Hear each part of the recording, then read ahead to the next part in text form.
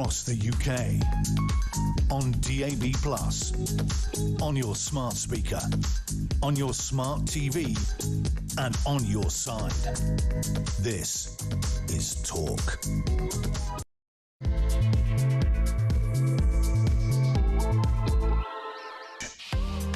Very good evening. This is the Evening Exchange. I'm Peter Cardwell. Thank you so much for your company. There's an awful lot to talk about this evening politically. The Mandelson files are not being released as soon as they should be. Loads of redactions in them, and the Intelligence and Security Committee says, hold on, just tell us the truth here. Put as much into the public domain as you can. Also, HS2 has got more expensive and it's going to take longer. Absolute outrage. The Transport Secretary says she's annoyed by that. Well, you've been in charge in Labour for the last couple of years, so maybe you could just sort it out and stop blaming other people, perhaps. We're also going to talk about the BBC, who have said that there is an agonising choice for fathers in Afghanistan as to whether to sell their 5-year-old daughters into sex slavery. The BBC have said that is an agonising choice. No, it's not. Don't do it. It is a barbaric, uncivilised practice, but in classic BBC, naughty-headed, oh, isn't that awful kind of journalism, they're saying that this is a story and that we have to have sympathy for these fathers who are selling their children into sex slavery. It is appalling, it is awful, it shouldn't happen, and it should not be treated journalistically like it's some sort of terrible, agonising decision for these men to do this. They're monsters, and then the people who get the little girls are monsters too. Absolutely dreadful that the BBC has done that. We'll talk about that. We'll talk about a ban on slave labour being sidelined. This is the ethical Labour government that says that actually it's fine. We'll try and avoid it as far as possible, but if there are solar panels, for example, to get us to net zero and they're made with slave labour, well, so be it. That's the way things are. Also, loads of the media saying the unemployment rate has unexpectedly climbed. Not unexpected. Have you been listening to this show? Have you been aware of unemployment in this country? The problems that have been there because of national insurance. We'll talk about that. And late payments. If you are one of the many people who works in a business where there are 7 people or fewer, you will know all about late payments if you're a plasterer, a plumber, if you're in your van at the moment, maybe you're a hairdresser, and payments that don't come through on time from your suppliers. Well, it's a big, big issue. The government's finally doing something about it, which is good, and we'll talk about that too. Loads to discuss. 0344 499 1000 is the number to call. You can text me 87222 with the word talk in your text. You can tweet me at talkTV, follow me at Peter Cardwell, send me a voice note, send me a WhatsApp text message, or give me a ring, all on the main number 0344 499 1000. So much to discuss between now and 10 o'clock. Let's spend Tuesday evening together here on Talk. Well, on those Mandelson files, all we want to be told is the truth. Who knew what when, and why on earth was someone who was good friends with a paedophile our ambassador to America? Well, Darren Jones, who's Keir Starmer's representative on Earth, he is Chief Secretary to the Prime Minister. He was talking today in Parliament about this. This is what he said. Given the House is due to rise on Thursday, Mr. Speaker, and given the length of the publication, the second tranche will now be published after Whitsun recess to give the House sufficient time to review the material and to be able to ask me and the government questions, Mr. Speaker. It could have been published this Thursday, Mr. Speaker, but I felt that the House would deem that to be inappropriate given it will be such a significant publication. So there are loads of these documents from about Peter Mandelson. They won't be published this month. Instead, they'll be published later. This is Darren Jones saying they'll be released after the upcoming recess to give MPs sufficient time to review the material. He gave the update and he said, and he denied Conservative accusations of a cover-up, insisting the government had taken what he said was a normal approach to redacting the files. Well, the Intelligence and Security Committee is a big, important committee in Parliament, and they have said, or they're talking about it anyway, and Lord Beamish, who's the chairman of the Intelligence and Security Committee, said the committee had received 337 documents and had reached a decision on all the redactions requested by the government. And he said the government now had to publish the documents within 28 sitting days of Parliament, but some documents were withheld. Jeremy Wright, who is the Intelligence and Security Committee Deputy Chairman, raised the issue through an urgent question in the House of Commons on Thursday as well. So there are things we're not being told. We should be told about Mandelson. This affair, absolutely outrageous, and there are so many things that we should now know that we don't know, and it's going to take even longer. Well, Michael Crick is the political broadcaster who is with me now. Michael, great to have you on the programme. With the delay of the Mandelson files, what do you make of it? Why is it being delayed? What's going on here? Well, who knows? It could be a sinister reason, a cover-up, basically, to save the government's Labour Party's embarrassment, because, of course, Mandelson was a Labour politician. There could be genuine reasons of privacy or possible problems when it comes to the criminal legal process. So it could be either of those. And, of course, it's all against the backdrop of the Labour leadership crisis right now and the very imminent extraordinary by-election we're expecting in Makerfield in Greater Manchester on June the 18th. And we'll talk about that in a second, but one issue which may be in that by-election is how quickly people get to different cities, particularly in the north of England. And Heidi Alexander, the Transport Secretary, has been talking to Parliament today about further delays, further money that HS2 is going to cost. Let's hear what she's been saying. HS2 Limited have now used the same experts and methods behind the successful Crossrail reset. They have priced future work against what we've learned so far, and their homework has been checked by an independent panel of experts. But, Madam Deputy Speaker, if this seems like an obscene increase in time and costs, it is because it is. And if it seems like I'm angry, it is because I am. I am angry on behalf of taxpayers and affected communities who have been swindled by the failures of successive Conservative governments. I'm angry on behalf of the thousands of rail and construction workers giving their all on this project, who do not deserve to have their industry tarnished in this way. And I'm angry on behalf of passengers who continue to wait for the new services and new opportunities they deserve. Heidi Alexander, the Transport Secretary, seemingly unaware that there's been a Labour government for nearly 2 years. HS2 is now going to cost over 100 billion. It's now not going to start running until 2039, 13 years later than planned, and 70 billion more than planned. Michael, what do you make of this? Well, I mean, it's a fiasco. It's a farce. You're absolutely right. I mean, Labour, if Labour were going to get a grip on this, they should have done so a lot earlier than now, 2 years into the government. I mean, the Conservative and the Liberal Democrat track record on this isn't great, stretching back goodness knows how many years. I mean, one should stress that the 100 billion isn't 100 billion a year. It's 100 billion over a long period of time. And the other point is that something has to be done. You can't just carry on with the West Coast Main Line as it is. I'm up and down the West Coast Main Line all the time, going to Manchester for various reasons. And it's getting very crowded, and particularly around Birmingham. And if you don't, and you can't just sort of update the line while the trains are still running, it would require huge closures. That would then create congestion on the motorways.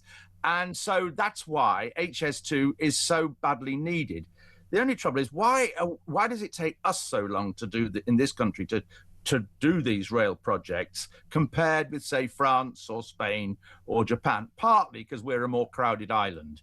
But I don't think that's the only reason. It isn't a good story. But I am, at heart, I love railways, and I believe HS2 is a good thing. Perhaps there was too much obsession about the speed of it and not enough emphasis on the fact that we need more capacity. Yes, it's a very, very good point. We'll talk about that by-election now, actually, and here's another clip I'd like our viewers and listeners to digest before I get your thoughts on it, Michael. It was growing up in and around these streets that I saw what Thatcher's government did to places like this, the deindustrialisation, the draining away of economic, social and political power. It left places like Makerfield behind, and Britain has been on that path for the last 40 years.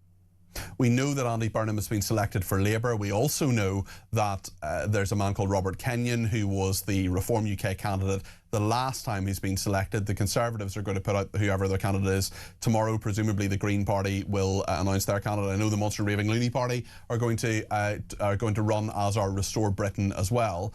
Michael, what do you make of this, and what do you think Burnham's chances of winning actually are? Because I don't know what you think, but I think a lot of the media has lost the run of themselves on this, and they've essentially decided that Andy Burnham is going to win.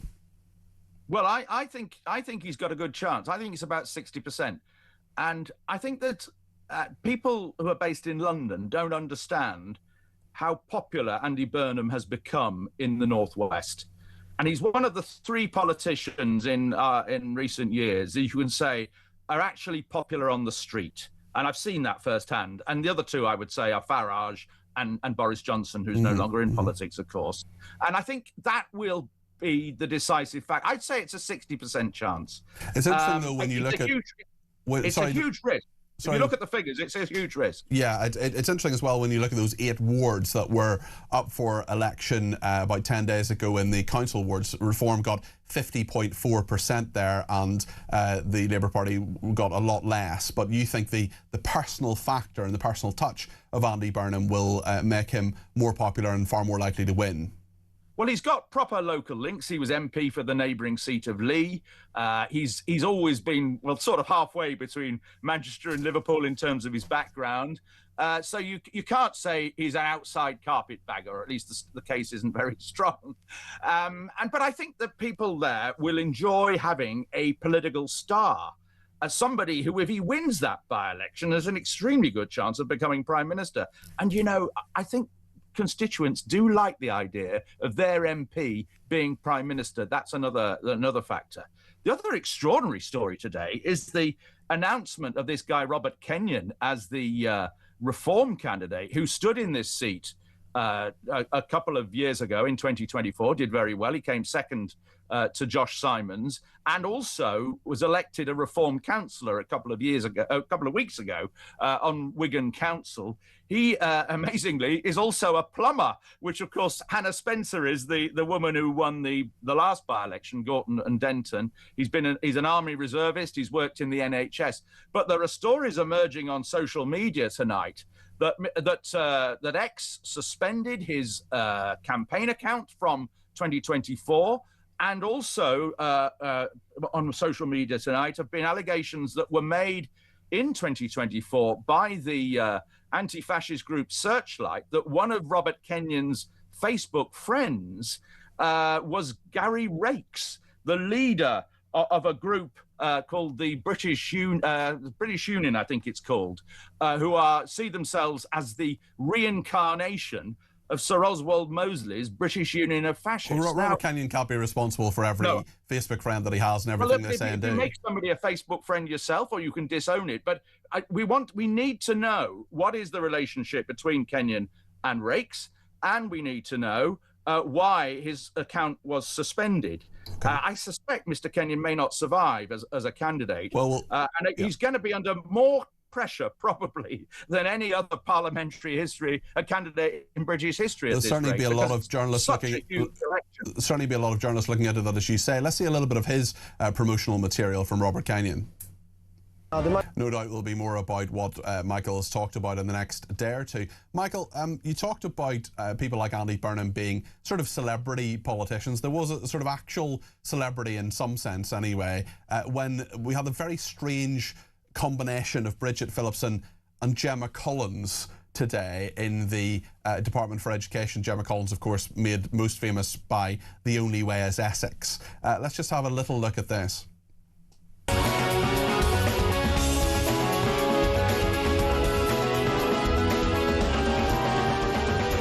Right, what are we doing to help the children? Come in, let's have a chat. Bit weird. What do you make of that, Michael, from the GC to the MC? Well, I'm afraid I don't know much about the actress concerned. So she's not even an actress. She's just someone she's just sort of one of these famous for being famous kind of people. She famously did not have much of an education, and she's gone in to see Bridget Phillipson to find out why, what they're doing for people who don't take traditional academic routes. Yeah, well, if it's a way of communicating to people who might not take notice of these matters, then good luck to the Education Department and Bridget Phillipson. It's important that they should get their message across. But whether it will put off other people, I'm not sure. Okay, Michael, I never thought in all the years I've known you that I'd be asking you about Gemma Collins, but there we are.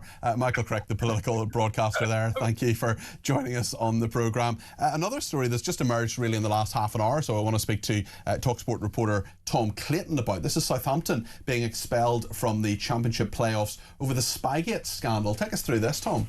Yeah, good evening. This is a kind of remarkable story. It's something that's been bubbling along under the surface for the last couple of weeks.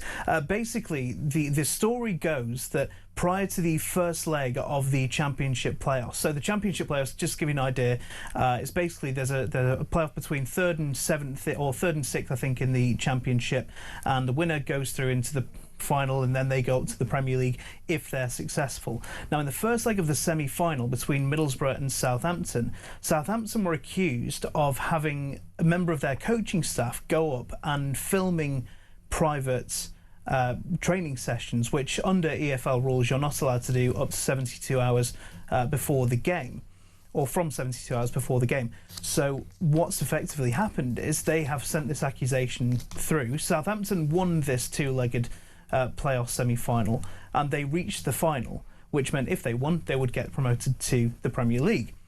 But because Middlesbrough raised the complaint and Southampton admitted that, plus 2 further charges throughout the course of this season, basically the EFL have taken a very hard line and said, no thank you, you've been kicked out of the Championship playoffs. So that means Middlesbrough will now be in the playoff final, despite the fact that they lost their semi-final. And Southampton have also been given a 4-point deduction for next season. So they'll start next year with one arm tied behind their back. -4. This has happened before, hasn't it, with Leeds United? Were they punished as harshly? No. So interestingly, what happened with Leeds, which is my team, I'm very aware of what happened with it. They were effectively handed a £200,000 fine for breaching like the spirit of the sport, effectively, but there were no rules in place at the time, and these rules that Southampton had breached were brought in as a result of what happened with Leeds United. Okay. So effectively it's all kind of gone a bit off the rails and everything's gone mad, but no, Middlesbrough, as I say, they will be in the Championship playoff final this weekend against Hull City. Okay. And Southampton, well, they will appeal, but you can't go to the Court of Arbitration for Sport according to the EFL. So it's a really fascinating situation. Okay. Well, Middlesbrough fans such as my brother will be very happy with that. So thank you, Tom Clayton there from TalkSport. Stephen in Manchester says, absolute garbage that Andy Burnham is popular in the streets of Manchester. He's turned the city centre into a hellhole and he did nothing about grooming gangs, says Stephen. Chris says, I'm bored of boring politics 24/7. Well, listen, there's a lot going on in politics, especially when we might have a new Prime Minister. And Andrew says, why are voters expected to believe Burnham is a viable candidate when he wasn't a couple of months ago, according to the Democratic Committee that has U-turned as much as the government? Adrian Baird in Buckhurst Hill says, good to see you live for once. I normally stream you at 3 a.m. most mornings. Goodness me. Adrian, are you someone who doesn't sleep? Are you an insomniac? Or maybe you have different shifts? Anyway, he says, great show. Strangely, as Labour's odds harden in Makerfield to 4-7, Reform drifts out to 2-1 with bets 365, for example. Worth a pony, 25 quid, of the Cardwell sovereigns, perhaps. Best wishes, says Adrian. Well, I'm not sure I'll be betting on that particularly. The last political bet I had was on Jeremy Corbyn becoming leader of the Labour Party, and I won, I think, £8 or £9, something like that. And I went to Wetherspoons and I read the Daily Mail and I had a fry-up and I thought, Jeremy Corbyn would hate all of this. Lots more to discuss. Get your call in as well, whatever your thoughts are on the stories that we're discussing this evening. Talk about Southampton if you want to, or Andy Burnham, or HS2, or indeed the Mandelson files. We'll be going to the debate desk. Claire Muldoon and Sebastian Salak will be with us in just a second. Stay with us here on Talk.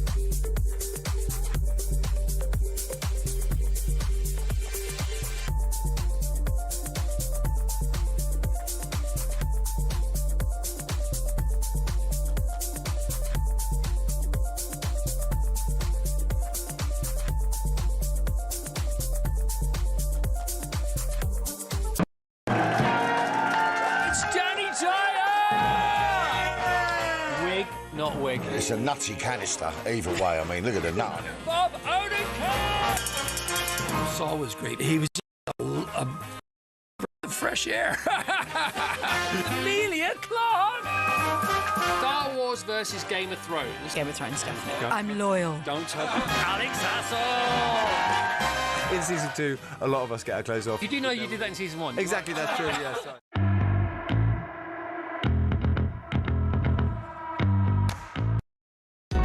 Across the UK, on DAB+, on your smart speaker, on your smart TV, and on your side.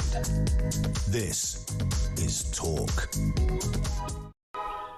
Thanks to everybody who has been in touch, including Wendy, who says the GC is a national embarrassment. So it's very fitting that she's helping Labour, who likewise are a national embarrassment. Well, we have the CM, Claire Muldoon, and indeed the Sebastian Salek. It's not one for the old initials, is it? No, because I've got a middle name, maybe. Oh, really? You don't want to know, it's even worse. What's your middle name? Aryan, as in Aryan. I know, but it's not that.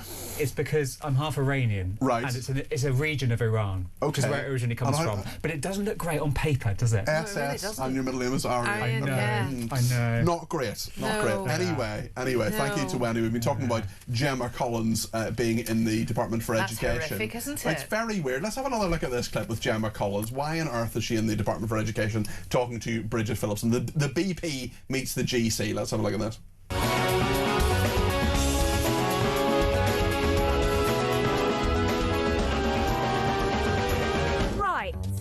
What are we doing to help the children? Come in, let's have a chat. What are we doing to help the children? It's really strange, Claire. It's just something. It's almost as if it's parody. Yeah, isn't it? yeah. Well, they're clearly not wanting to focus on childhood obesity, are they? Nor are they trying to help anything in terms of communication skills or, you know, Gemma Collins from Towie. Come on. Is the only way is education, Sebastian? So, I need more context here. What's going on? Well, right, so Gemma Collins, you're familiar with the concept of Gemma, right. So she's a sort of reality TV star. She's been in The Only Way is Essex. She's been in lots of other different reality shows. Has she been in The Jungle? I think yes. She's been in The Jungle. She's done all these sorts of things, but she's sort of fell through the floor. She fell through the floor at the Radio 1 Teen Awards. It. I introduced not one but two members of the cabinet to that clip, and that was one of my greatest achievements in politics. So yes, she's a pretty well-known character, shall we say. She's also sort of famously not brilliantly educated, and didn't go to university and all those sorts of things, and that's fine.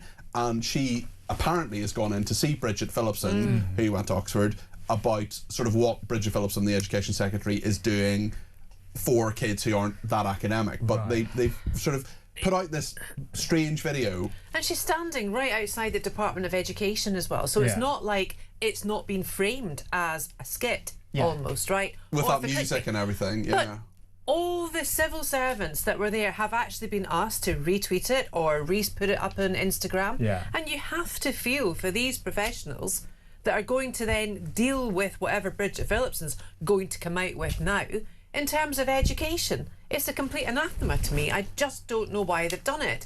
Completely incongruous as well. She wasn't paid for it, by the way. The press release I did see, they made it clear that she wasn't paid for it. And I know that Gemma Collins is someone who you know, I actually have a friend who co-opened a fish and chips shop with her in Gants Hill, who is the former MP for Ilford North, the predecessor of West Streeting. That is Lee Scott, the man, the legend. Anyway, I mean, maybe it's a way of connecting. That you just have this sort of curious, what on earth is going on here kind of look, Sebastian. I don't hate it. Okay. I mean, it's cut through. We're talking about it. Yes. Probably people who like her are going to see it. Yeah. And how much can you say of that for government comms? And we've seen this with communications and government a lot, Claire, where they try to use influencers, they try to use people who connect with young people in a way that maybe Bridget Phillipson doesn't. Well, I think in order to connect with young people now, I think it's the mode of influence in which you use in terms of social media. So it would be TikTok more than Instagram. It certainly wouldn't be X for a start.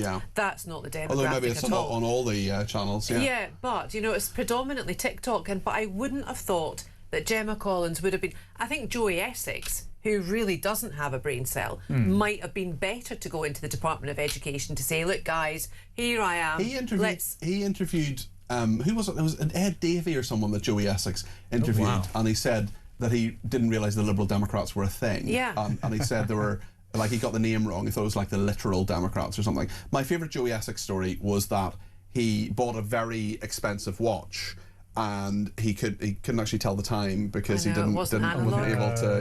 It wasn't analog. Well, no, it wasn't digital. It wasn't digital. That's right. Ian is in London and has given us a ring about the GC. You're on with the CM, the SS, and the PC. Ian, you're very welcome to the programme. Thanks for giving us a ring at 0344 499 1000. Ian, what do you make of this? Hello, Peter. Hi there. Well, I saw it some time ago, and I really couldn't compose an answer because I was literally speechless about this person, and I think it describes how much contempt the political elite have for the ordinary people of Britain. Why contempt? Why contempt, Ian? You think that person on there is the right medium to speak to people like me?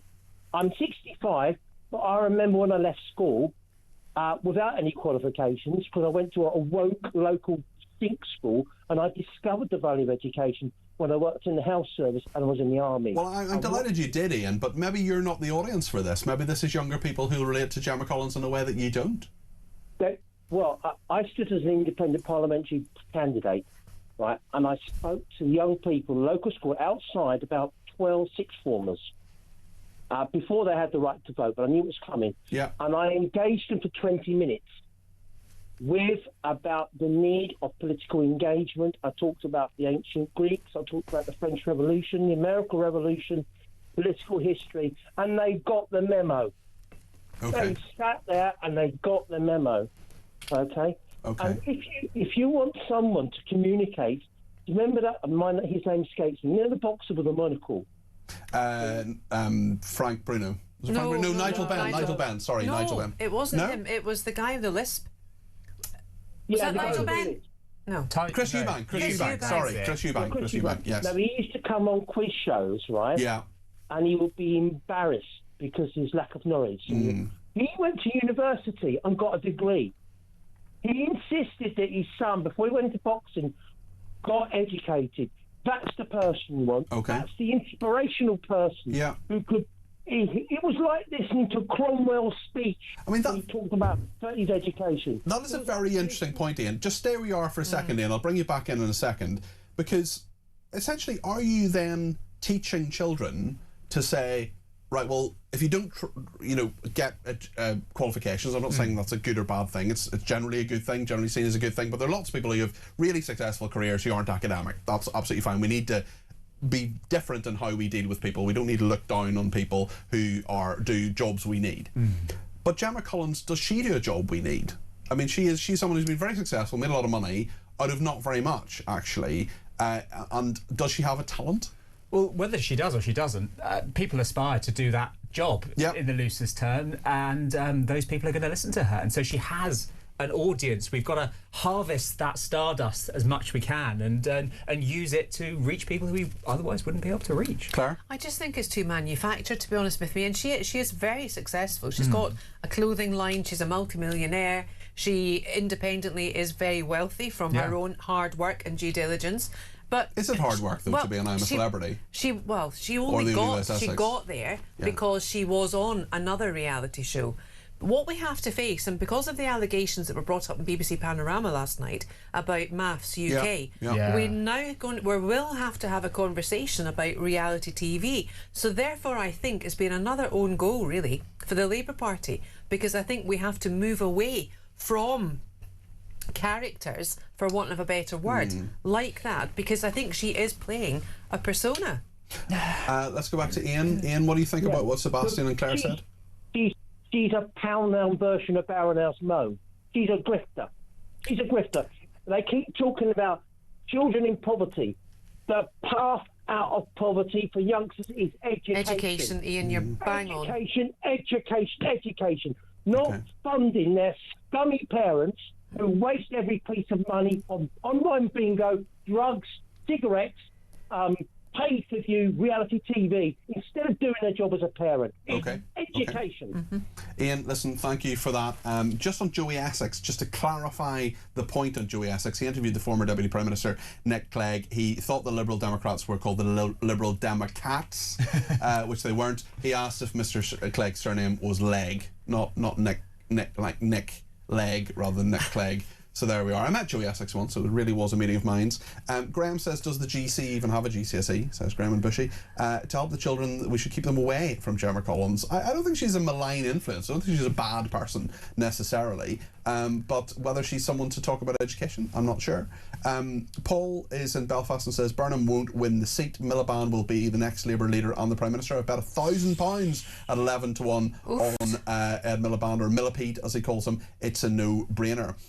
We're going to talk about another subject in a minute, and this is what the BBC has been covering in regard to Afghan fathers who are selling their children. The BBC is framing it as if it's a quote-unquote agonising choice. It's an absolutely dreadful issue, and Penny's been in touch already and says men in Afghanistan selling 5-year-old daughters into the sex industry. It is appalling. Those men should be hanged. They're disgusting paedophiles selling to paedophiles. How can any decent person even consider it? Paedophiles are the lowest and the worst despicable excuse for human beings. Having worked in the prison service, even the most hardened criminals loathe them and despise them. They do not have an easy time, and even with protection, they are in danger. Our granddaughter was chatted up by a paedophile when she was 8 years old, unknowingly to us at the time, of course. So we'll look at the BBC's reporting of this in a second, and it'll be very interesting to hear your thoughts on it too. 0344 499 1000. Back in the debate desk in a second.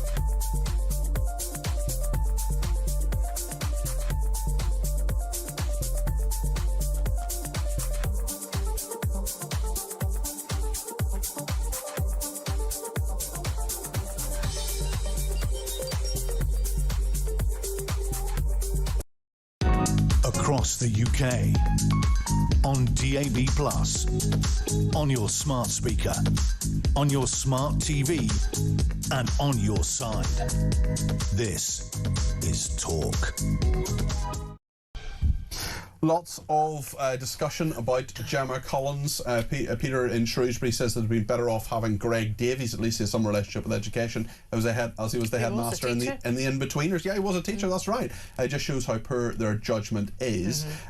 Lots of people getting in touch with this on Mandelson as well. The Mandelson cover-up goes on. We'll talk about that in a minute. Margaret in Birmingham says PMQs tomorrow. That should be interesting. I hope Kemi has a good day. How many questions will Starmer answer? Probably none.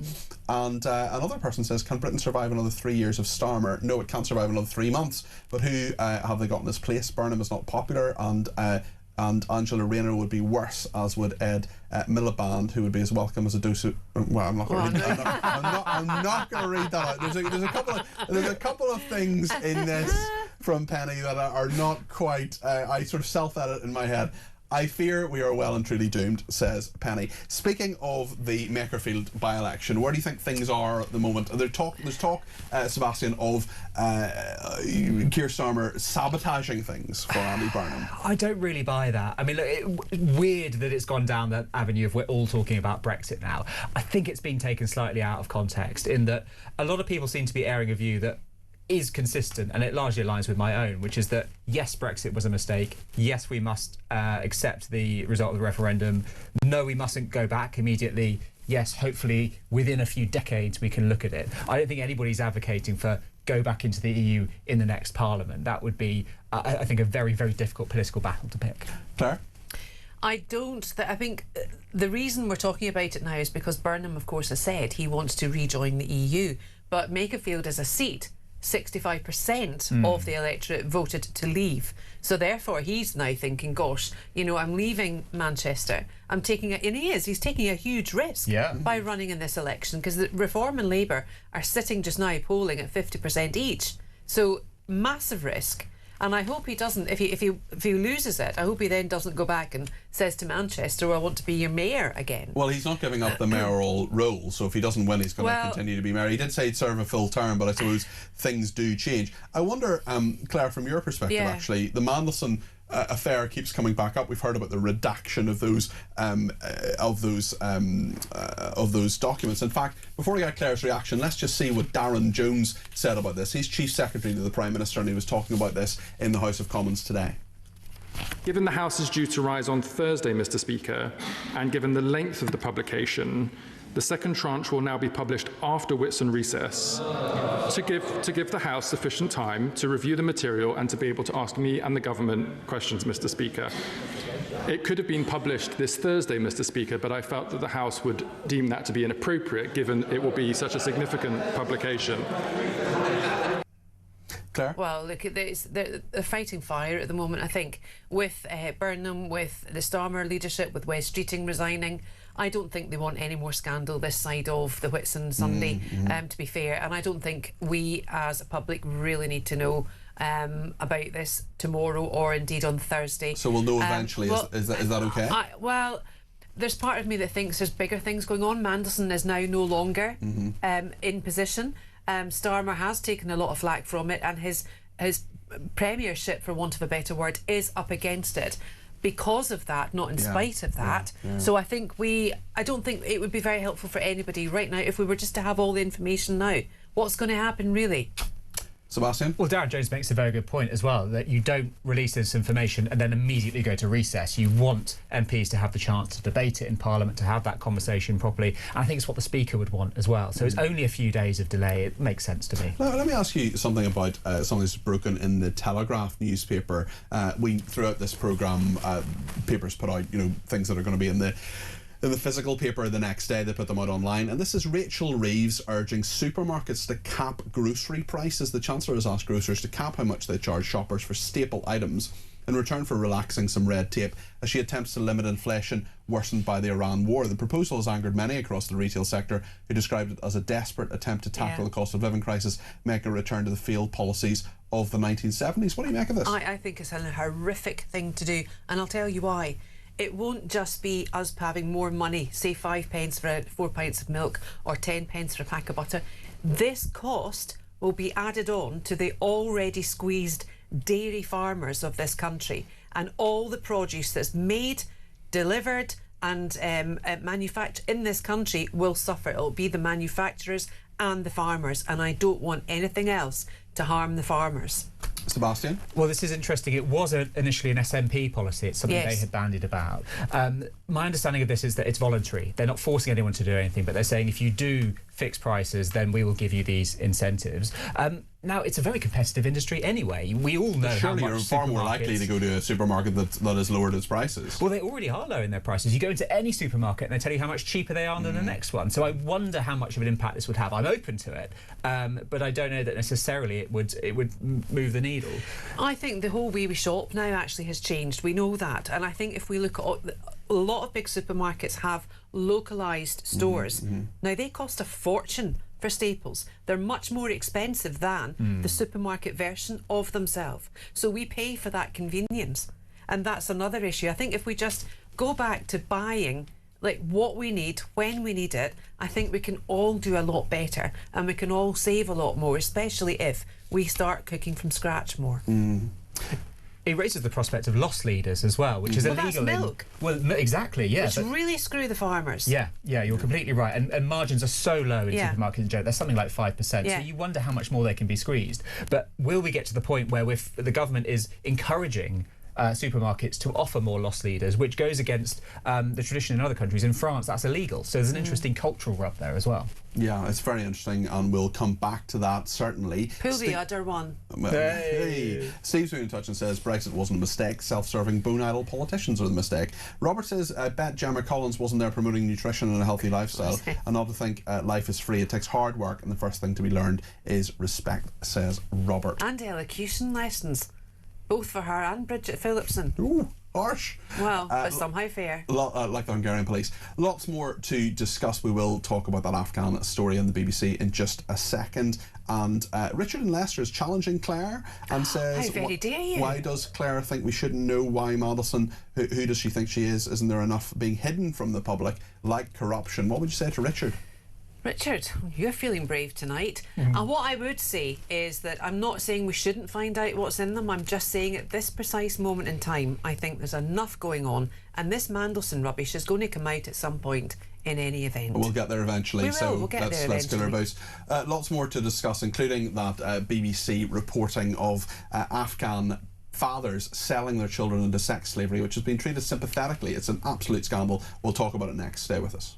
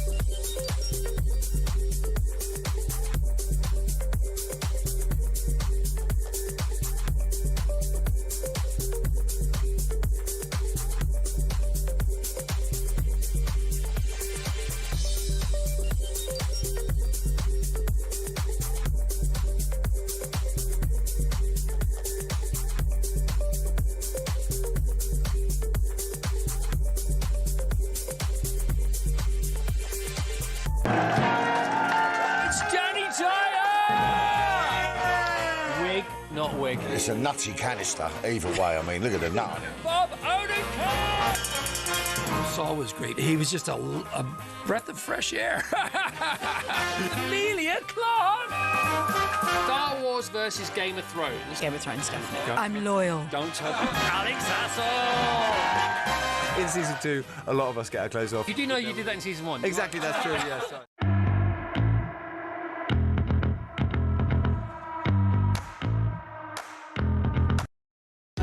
Across the UK, on DAB+, on your smart speaker, on your smart TV, and on your side. This is Talk. Lenny's been in touch and says, I believe this election will put the final nail in the Labour's political coffin with more new turns and lies that we have heard all before. No family with daughters can justify voting for a party that has protected paedophiles. Plus, will be a good yardstick regarding other parties. Crazy Badger on Twitter says, I'm from Makerfield. Burnham has some popularity in Manchester, but Makerfield isn't Manchester. Round here, he's remembered for wasting £102 million on the largest ULEZ zone, which was abandoned after a backlash. We wouldn't have been able to drive anywhere without being hit by a charge. We will, of course, continue to talk about Andy Burnham and the Makerfield by-election throughout the evening, but I want to talk now actually about something the BBC has done. This is going around social media at the moment. I really found it pretty disturbing. It is the practice of selling children in Afghanistan. Now, this has gone on for a very, very long time. The BBC has done it, not just in Afghanistan, by the way, but it is a practice that is horrendous, barbaric, dreadful, awful, where children are sold. They are given, the families are given money, and the families, of course, then use that money to buy food or whatever it is they do. But the way the BBC has reported this and done it in a feature kind of way is essentially saying that it is a choice, and it's an agonising choice, as they say, for fathers to sell their 5-year-old children into slavery, and we know what that slavery is going to be. We know that it's going to be sex slavery. Let's just have a look at how the BBC is reporting this. We've driven into the rural communities nearby. At Abdul Rashid Azimi's home, we're suddenly confronted by the devastating impact. He calls for his daughters. Rukia and Rahila are twins. They're 7. Abdul is eager to explain why he's making unbearable choices.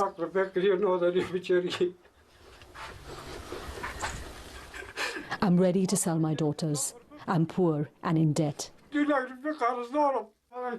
I come home with parched lips, distressed and confused. My children come to me saying, "Baba, give us some bread."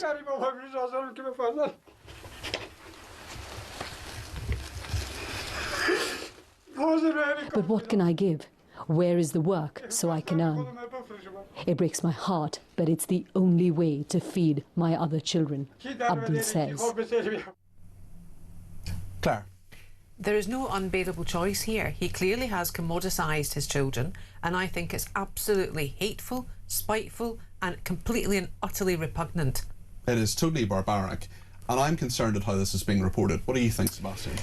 I mean, I'm just struck by the tragedy of it all, and I don't want to derail the conversation, but it almost humanises, well, it does humanise the people who come here looking for asylum and looking for help, and it's people like this who have no other choice, and I think we often... Do you think he has no forget choice? that. Do you think that man has no choice? No, he has a choice not to sell his daughter, but they have no choice but to seek alternative means. If you can't find work, if you're starving, you have to find another option, and sometimes that means leaving your country and starting your life again elsewhere. What do you think about the BBC saying this is an unbearable choice? I think we're reading into it a bit too heavily. They put it in the headline. They talked about the unbearable choice, an impossible choice that fathers have. I don't think that's reading into it too much. I think that's saying, you're meant to be objective in this. That guy is crying. He's clearly distressed, or at least presenting as someone who's distressed. I'm not in a position where I can't feed my family, and I totally get that we're sitting here in this nice warm studio in a city where there's untold wealth, but I don't have any sympathy for him. Well, we say it's not a choice because none of us would ever do that, but realistically it is a choice. You have that option. It's a horrible option and you should never take it, but it is there, and so in that sense it is a choice.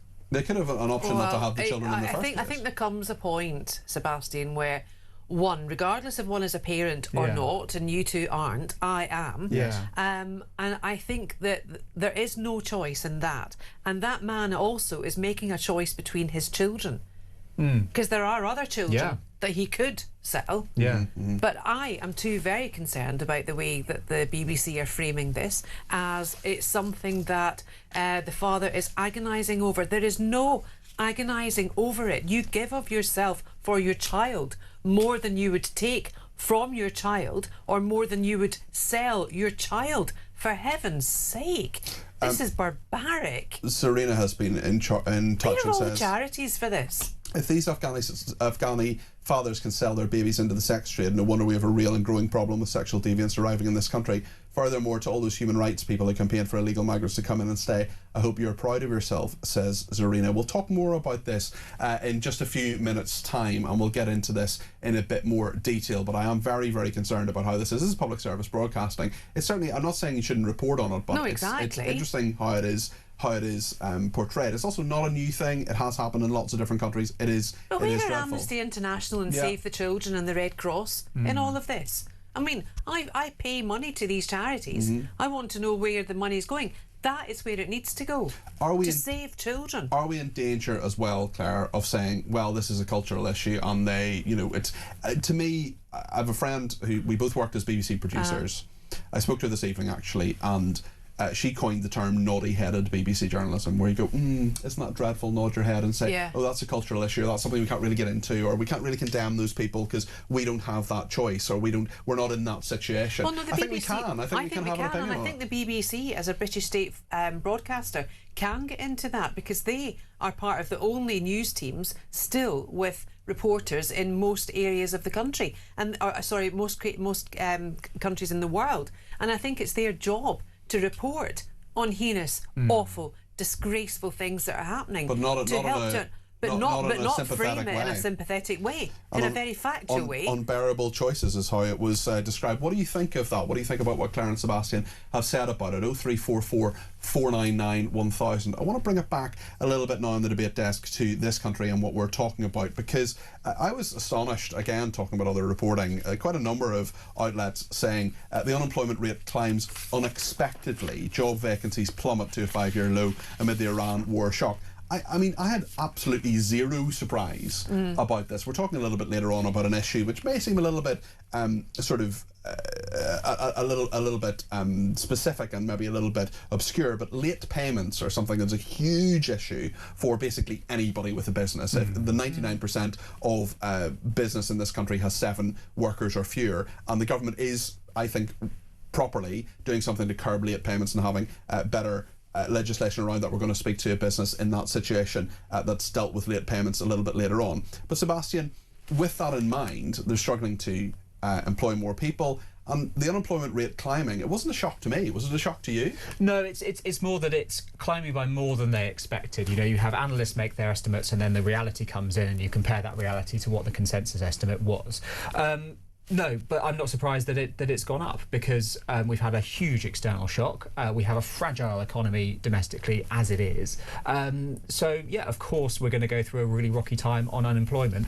Good line here from Pat McFadden, though, which puts it into perspective. 416,000 jobs added to the economy, or more people in work than they were a year ago. So there is something to celebrate as well. We have to take it I as think it comes. Pat McFadden is one of the unsung heroes, actually, of the Labour Party at the moment. I really do. And I don't say things like that lightly at all. But I do think with the right... In the King's speech, there was nothing about welfare reform, and there should have been. There wasn't. But also, there wasn't really anything about tackling the dearth of graduate jobs in this country now because of the rise in the threat of AI. That's not being explored. That's not being extrapolated. And when we look to talk about, the Telegraph did another piece that said if Labour continues to govern, then it's going to cost families an extra £300 a year. Now that is based on figures of the IMF, because the IMF are putting us down, they're downgrading us because of the amount of money that we're borrowing. But also, it's 300, and the reason I'm bringing this up now in regards to unemployment, it's £300 for a working family.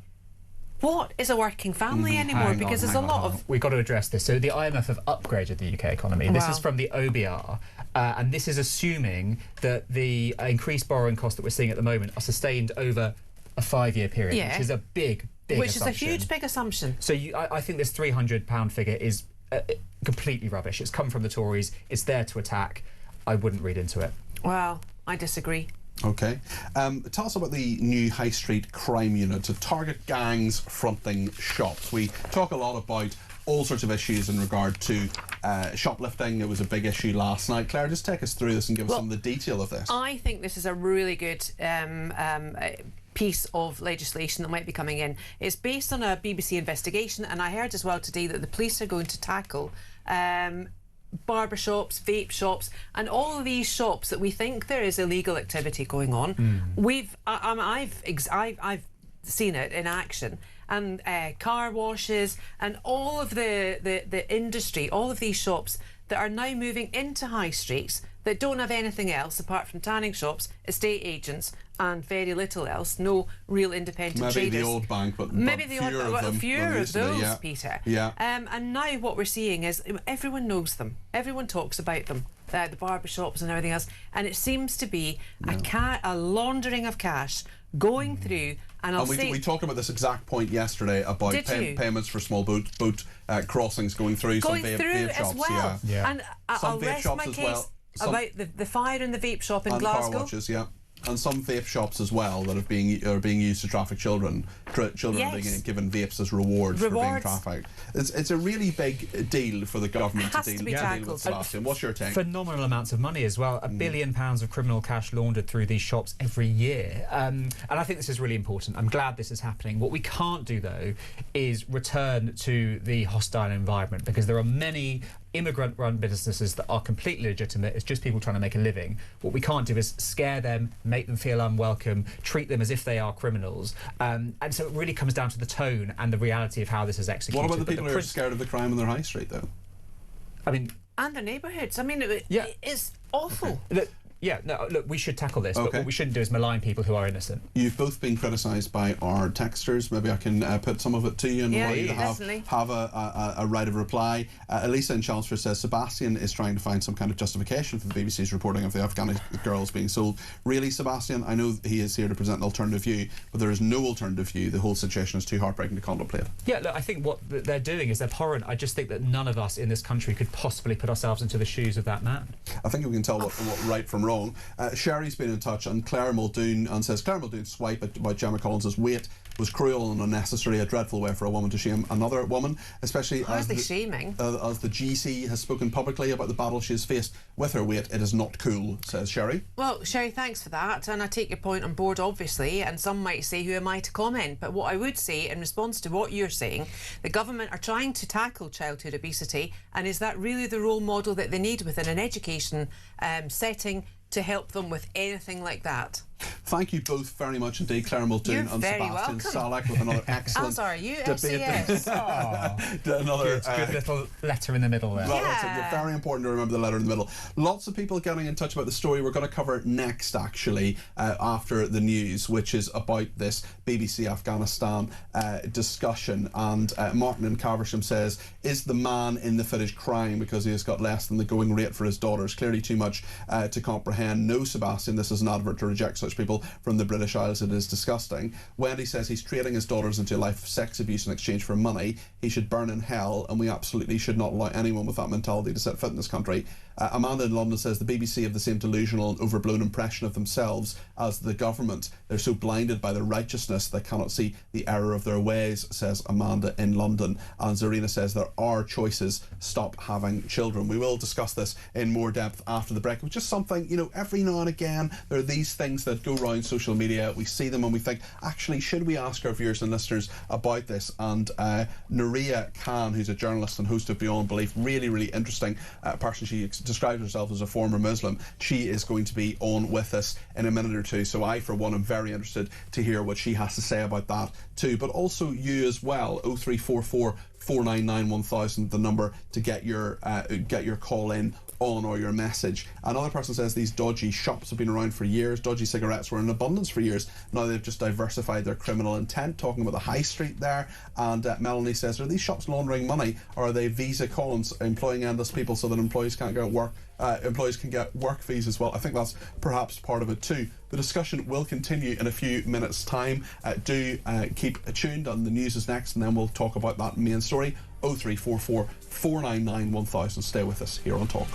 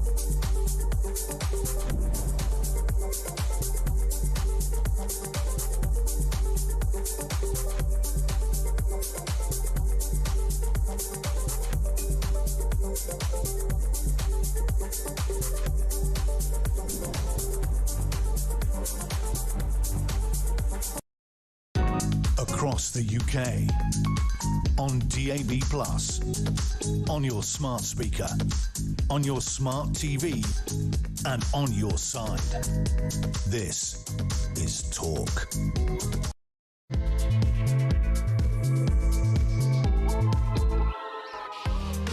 Good evening, it's just gone 8 o'clock. This is the Evening Exchange. I'm Peter Cardwell here on Talk. So much to discuss between now and 10 o'clock, including the BBC's handling of a story about Afghanistan. It's a dreadful story about fathers who sell their children, their little girls, into sex slavery. The BBC reporter, and we'll see this in a minute, called it an unbearable choice that the father had because he didn't have enough money. Now, I'm not in Afghanistan and I'm not in that situation, but nonetheless I can tell what's right and what's wrong, and we know exactly who he's going to sell that child to and what exactly that man is going to be, and that is a paedophile. It is a dreadful, dreadful story.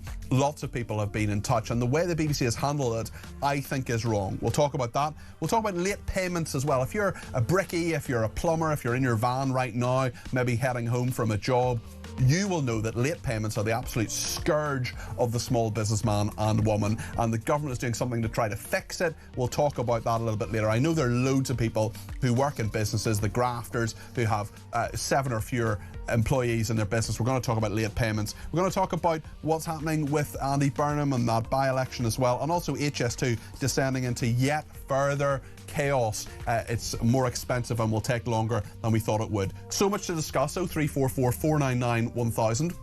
You can text me 87222 with the word talk in your text. You can tweet me at talkTV. Follow me at Peter Cardwell. Send me a voice note or send me a WhatsApp text message, or indeed give me a ring, all on the main number 0344 499 1000. So much to discuss between now and 10 o'clock.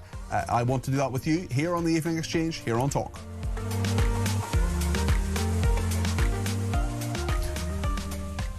Well, this clip from the BBC and how it has been handled is going around social media today. A number of people have contacted me about it. I saw it myself, and I just thought, okay, this is a reasonable thing to cover. Certainly it's not a news story. It has happened in many countries over probably time immemorial.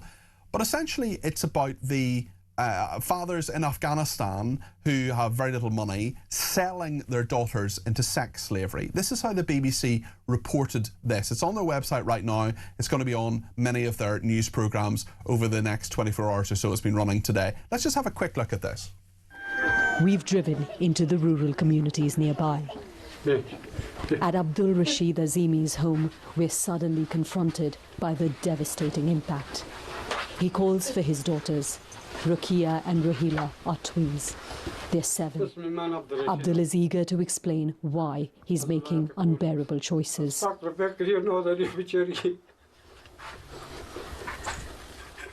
I'm ready to sell my daughters. I'm poor and in debt. I come home with parched lips, distressed and confused. My children come to me saying, "Baba, give us some bread."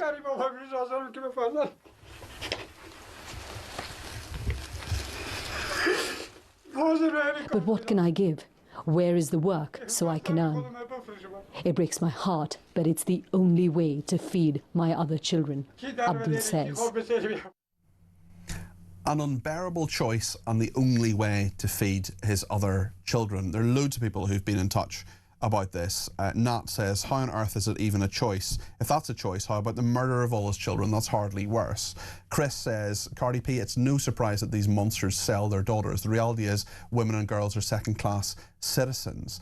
Joanna in Salisbury says, what the BBC doesn't show is the mother. She will have no choice but to probably have a baby most years, which is down to culture. Girls are expendable at every point. I've seen where husbands have dumped their young wives, they're forced into prostitution to feed their children. Imams give short marriages of days and girls end up pregnant, divorce their only option, prostitution to feed themselves. Max says, I was utterly appalled by the reporting of the Afghan story. It came across as blatantly biased and overly sympathetic rather than genuinely impartial journalism. I was also annoyed by the recent story suggesting the UK is too dog-friendly. It felt like blatant propaganda rather than balanced reporting. The BBC doesn't seem to be trying to appear impartial anymore and hasn't for a long time. Lots of discussion about this. I want to get the view of Nuria Khan, who is a journalist and host of the Beyond Belief podcast. Nuria, what do you make of this? You're very welcome to the programme again. Honestly, it's just another example, a clear-cut example of very atrocious language used by the BBC. You know, the choice of words is just abysmal when they're saying something. Yes, of course, they're presenting it in a case of extreme poverty and hardship, but trying to sanitize or use language that is kind of making, you know, a euphemistic language around the selling of little girls, even when it comes to, you know, what's being done at the hands of the Taliban. Of course, we know extreme poverty is real and human suffering is real, but that has happened, as you mentioned, in other parts of the world where parents have not resolved to selling their children. There's plenty of other things you can do before you need to sell your children. And as you said, we know exactly who they are being sold to. In a current extremely theocratic state like the Taliban, they have lowered all the age limits, so child marriage is very much legal, and they're being sold off and married to men their granddad's age, to be quite frank with you, and we know that their lives are entirely ruined from this point onwards. So I think it's extremely biased of the BBC to present the article in this way. It's interesting as well that I know there will be what a friend of mine used to call, we were both BBC producers together, she called it sort of noddy-headed BBC journalism, where you go, isn't that dreadful? I know there will be people who say, well, that's just their culture. It's a dreadful thing, but it's part of their culture. Who are we to criticise sitting in our nice Western, you know, I'm sitting in London in a nice warm studio, I have a decent salary and don't have to sell, I don't have children, but, you know, I'm not faced with the dilemma of how to feed myself or my family. Who are we to judge? I just wonder what you make of that side of things, because I know that'll have been at least a strain of thought that will go through some BBC employees' heads, and other people as well maybe watching that too. Sure, I mean, and that's, you know, I understand that, but I absolutely don't agree with it, because at the end of the day, regardless, it's not wrong for us to sit here from all these millions of miles away and say that a child is not livestock, nor is she an economic commodity the second you experience hardship. Sorry to say, but not all cultures are created equal, and Afghanistan has suffered with many issues like this, but child marriage and sex slavery being one of them. Every time we've seen the Taliban get a grip of power, the first thing to go are rights for women and little girls and even little boys, although that's less widespread. But this is exactly what happens. They lower all the age limits and you effectively become a slave. You're nothing more than a glorified pet to your father or your grandfather, whoever's your kind of guardian and control. And women are effectively put down to slave status, whether it's in the penal code or everyday life. So it's not wrong for us to sit here and say, you know what, that is pretty abysmal. Let's call a spade a spade. Yes, I think you're right. And from the BBC's perspective, do you think they've been brave in doing this reporting? The language, I mean, just even what they said in the clip there, the unbearable choices ahead of him. Those little 7-year-old girls looked absolutely terrified. Exactly. And if you know anything about Afghanistan and you know how these perverse these cultures are, where old men get married to these little girls, you know that from the second she is handed off from her father's care, that is it. There is a life of trauma, agony, dread, all ahead, including medical complications, where currently in Afghanistan the status quo is that you can't even access medical facilities because you have to see a woman doctor, and that's not permissible. So we only know that this is a one-way life sentence, unfortunately. And it's just, yeah, it's not, I mean, the way they've covered the story is not brave at all, if you ask me. If they had flipped the lens and discussed maybe why these little girls were being sold off and why there's a demand for them by men who can pay, and the ages that they're coming to whether you want to call it, Peter, a child marriage or a debt marriage or domestic servitude, it's abysmal either way. I wonder, I'm not just having a pop at the BBC here, but I think there is a pop to be had, and I'm happy to have it, but there are other broadcasters too who don't seem to want to take on cultural issues, who don't want to seem to actually say, look, this is wrong, we're reporting this impartially, but we're not in any way going to be sympathetic. I have no sympathy whatsoever for that father. That might make me hard-hearted, it might make me a dreadful person. I just think there's got to be other ways that you can live, and as you say, it is absolutely fine, and it is perfectly reasonable to say that some cultures are better than others. There are some things that don't happen or shouldn't happen in British culture that are happening in Afghani culture. They're happening, and they've been illustrated by this BBC report. And I mean, we need to take a stand about that. And I just wonder whether there are, in your view, the role of journalism in this, and the fact that how people will react to that is coloured by their cultural observations and how there's such a reluctance to criticise particularly Islam and Islamic practices. Yeah, I think this is it's a horrific pattern we see when it comes to certain Western mainstream media, but also, Peter, it's something we see with NGOs, organizations, worldwide NGOs that are meant to be safeguarding women and protecting children. We see them really mince their words and use, as I said, like overly euphemistic language when it comes to abhorrent human rights violations, when it's dealing with Muslim majority countries or practices taking place in the Muslim world. And I mean, if you just flip the script and say, if this was happening in a British cultish compound somewhere, the language used would be extremely harsh and straight to the point. Well, they'd call it what it was, wouldn't you, Nuria? If you're talking about, if there were people in Britain doing this, if there were British-born people doing this, we would say this is paedophilia, this is trafficking, this is slavery. All these words that I didn't hear in that report. No, exactly. We would cut straight to the point. We will call those terms what they are. I mean, like I said, there's so many things going on here at once, and they all stem down from the Islamic scriptures themselves. This is how the Taliban are able to get away with this. As soon as they come into power, they just enforce the strictest interpretation of Islam. And if that was happening here, yep, you're forced marriage, child marriage, domestic servitude, human trafficking, exploitation, all of these things, pedophilia. I mean, the charges would be unreal. This would be, it would not be mincing around and trying to use, the cultural relativism when it comes to a case like this. It's interesting you mention that because, a journalist contact of mine has been in touch. He says widely covered over the years by major international broadcasters on the BBC in 2022. And actually, this person has sent me a screenshot. Afghanistan, families forced to sell children to pay for food. Forced to sell children to pay for food. The United Nations urging the international community to release money for urgent food aid. The World Food Programme estimates 23 million Afghans are desperately short of food as the country's economy collapses. And last week, the UN Security Council heard reports of families selling their children for food. And one journalist who met one family have sold their 8-year-old daughter out of desperation. There's a photograph of the feet of an Afghan girl recently sold to the family of a future husband. So this is not new. This is a barbaric practice that continues, but it doesn't make it any better simply that it has gone on the same sympathetic view of it shown a number of years ago on the BBC.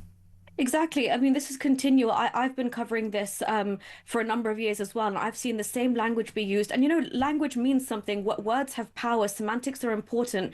When they present it like that, it's almost as if we give no regard to the Taliban being in power and having this ministry of the propagation of vice and virtue and erasing women. Instead, it's almost like the onus is on us as, as a Western country. Have we forgotten Afghani women? And is it because Western aid isn't trickling there fast enough?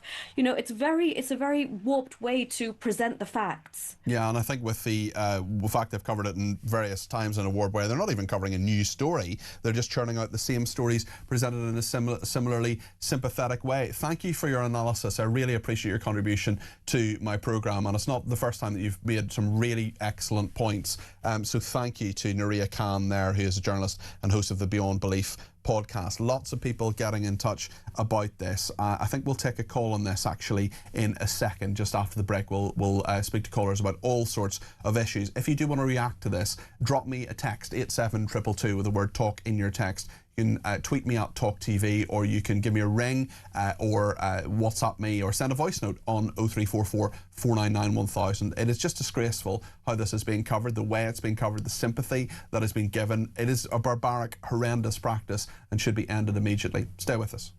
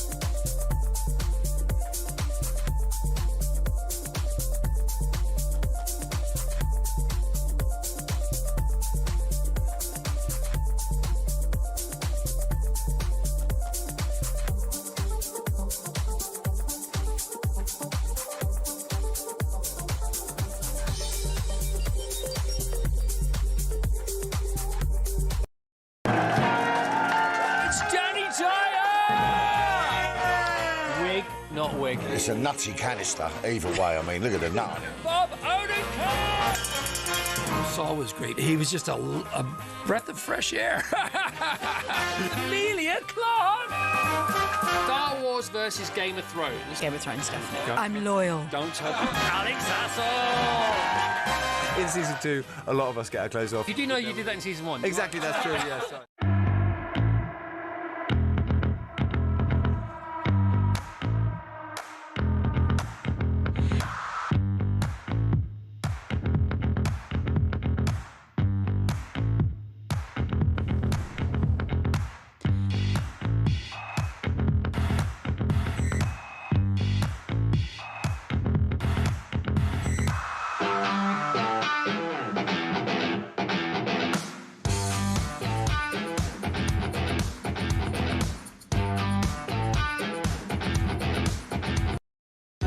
Across the UK, on DAB+, on your smart speaker, on your smart TV, and on your side. This is Talk. Thank you to Jay, who says, I love Claire Muldoon, sensible, old school, pragmatic. Thank you to the person who says, everyone has known about the barber and vape shops being fronts for organised crime. Yet it's all coming out in the BBC like it's some groundbreaking story. It's all wrong.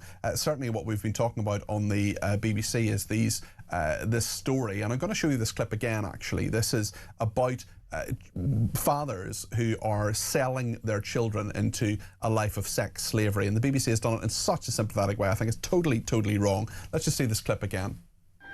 We've driven into the rural communities nearby. At Abdul Rashid Azimi's home, we're suddenly confronted by the devastating impact. He calls for his daughters. Rukia and Ruhila are twins. They're 7. Abdul is eager to explain why he's making unbearable choices.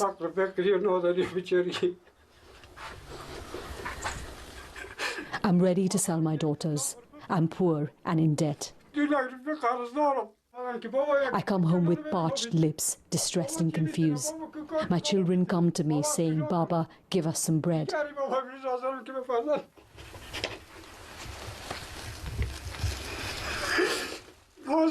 But what can I give? Where is the work so I can earn? It breaks my heart, but it's the only way to feed my other children, Abdul says. The only way to feed his other children, and it is, as the BBC said, an unbearable choice. I just don't agree with that at all. Elisa has been in touch from Chelmsford and says, it's funny how there aren't any marches on our streets against the Taliban and their treatment of women, but there are plenty against a democracy where girls and women are highly respected in Israel. Thank you to Elisa for that. That father seems to be feeling very sorry for himself, says Nat. And Ali in Stockholm has given me a ring about this. Ali, you're very welcome to the programme. What would you like to say? Ali, are you there? I'm here. Hi, go ahead, please. Hi. I was just thinking about that father. My father wouldn't even let me have a sleepover. I grew up in poverty with the youngest of 4, and he wouldn't even let me have a sleepover unless something happened, in case something happened to me. But my point is, all these young men that are coming over in boats, are they the sons of these Afghans? They get rid of the daughters, they get rid of the mothers. That's why we don't see them on the boats.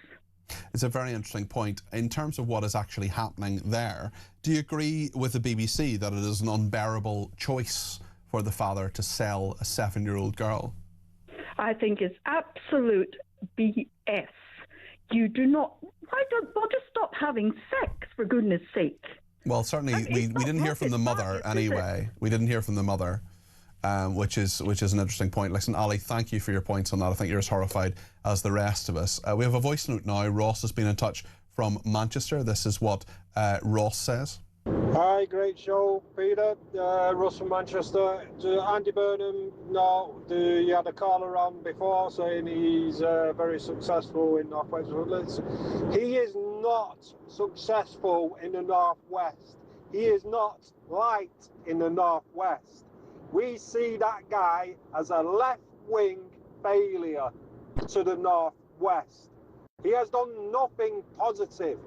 In fact, the only positive thing he goes on about is the buses. But that would have been done by anyone. He is just another Labour liar and failure. He will not be a good Prime Minister, and he certainly won't be good. He certainly wasn't a good mayor. He's dad. Nah. Anyway, bye.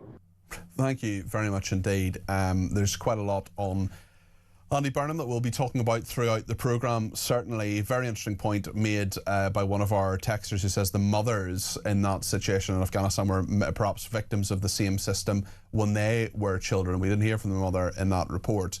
Paul's been in touch and says the military of Britain and the USA have tried but unfortunately failed at great human cost to rid Afghanistan of the Taliban. The people of that country also failed to support their efforts, so maybe nothing can be done unless there is tangible evidence the population actually want to change. Providing Western aid is purely a sticking plaster to an open wound that requires stitching.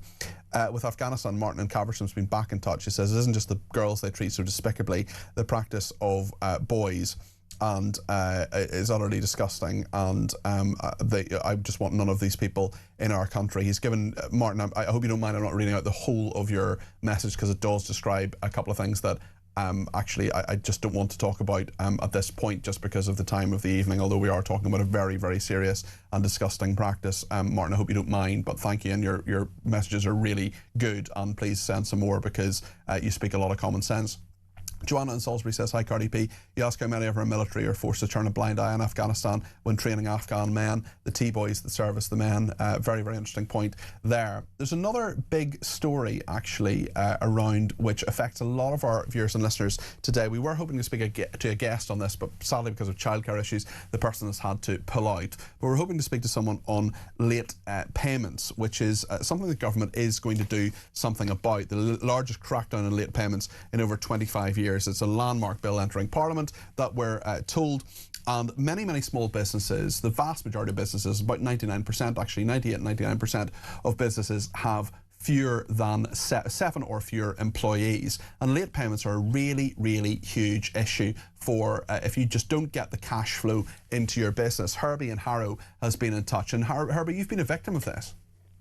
Oh, it's been going on for years, Peter. I mean, so I was doing work for a local authority, and a major one at that, and we were doing some major works, and at the end of the day they knocked me for £80,000 of retention money because they were rate capped.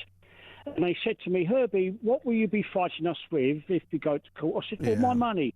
What will we be fighting you with? I said, don't say it, ratepayers' money. Thank you very much. I won't repeat what I said to him.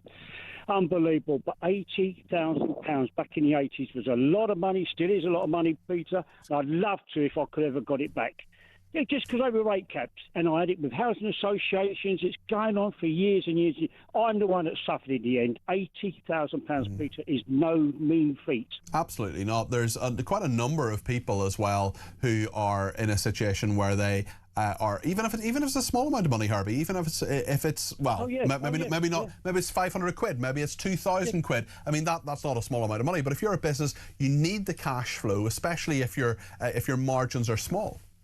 Yeah, well, you can imagine £80,000 how that knocked me back. Of course, yeah, that must have had a huge effect. And a local authority and an elected officials had the audacity to make me suffer the way they did. What kind of work were you doing for them, Herbie? What sort of work was it? We was doing some building work, and I was doing the entry phone systems, you know, doing security, you know, so we were doing it on major blocks of flats. And to be knocked by that amount of money by the elected officials, so-called looking after the small man, forget it, Peter, forget it. Well, ministers are now saying, what do you think of this, Herbie? Ministers are now saying that legislation is going to tackle late payments and protect small businesses. Small Business Protections Bill introduced to Parliament to back small businesses with the toughest late payment regime in the G7. A new Small Business Commissioner to investigate, adjudicate disputes and fine persistent late payers with potential penalties worth tens of millions. And a new 60-day cap on payment terms for large firms, mandatory interest on late payments, and action to ban the practice of retentions in construction. What do you make of that if that goes ahead? Oh, it'd be brilliant. I mean, it's so shame it didn't come in when I had it, because that retention money, that's all it was. I completed the work. It was just holding money for, you know, to do any upgrades or just, you know, repair or touching up or whatever. That's all it was. But, you know, it was almost £1 million worth of contracts. How close to the edge were you with that 80 grand? Because, I mean, it's really interesting to read some of the statistics here. Late payments close 38 businesses every single day because they're not paid on time. That's 266 a week and well over 1,000 businesses in any given month. The government says it wants there to be growth. It wants there to be people who are it wants there to the economy to grow and for people to make money. But this bill apparently fundamentally changes how businesses pay each other, putting an end to excessive delays and unfair practices that hit small firms hardest. And that's certainly what you felt, wasn't it, Herbie? Oh, definitely. I mean to say, Peter, I mean, the knock-on effect went on for years, technically, because you're trying to catch up. You borrowed money, you paid high interest rates on it, you'd go into the banks, it will come through. You were still doing work, you were still getting paid, but not the same amount that was owed or what I was not for. And the problem is it's been going on for so long. When you're borrowing money from banks at the high interest rates that you are, it doesn't compensate you for the money that you're owed, because they don't pay interest on that money. It'd be ideal if the government says, right, 30-day deadline, and after that you've got 8% interest or whatever. HMRC knock you if you don't pay, don't they?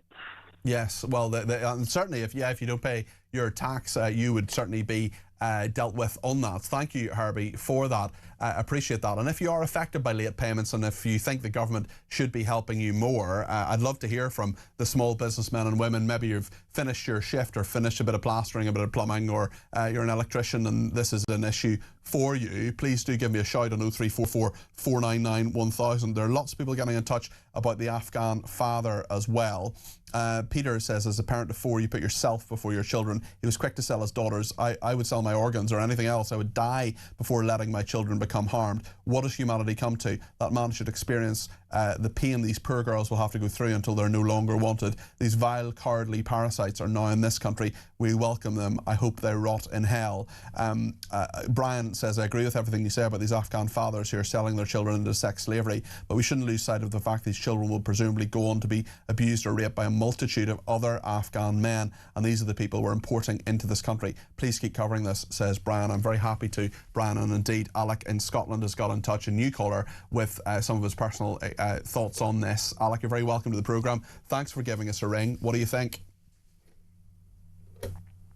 Alec, are you there? Hello. Hi there. Hi. Please go ahead. Tell us your thoughts on this.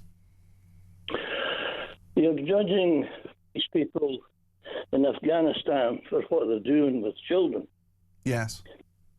Back in the 60s, I married a girl who had a child to a foreigner, and the child care people wouldn't let us adopt her. They wanted to send her to Accra in Ghana. Yeah. We eventually, once we were married, for 2 years fought to get her adopted to her family.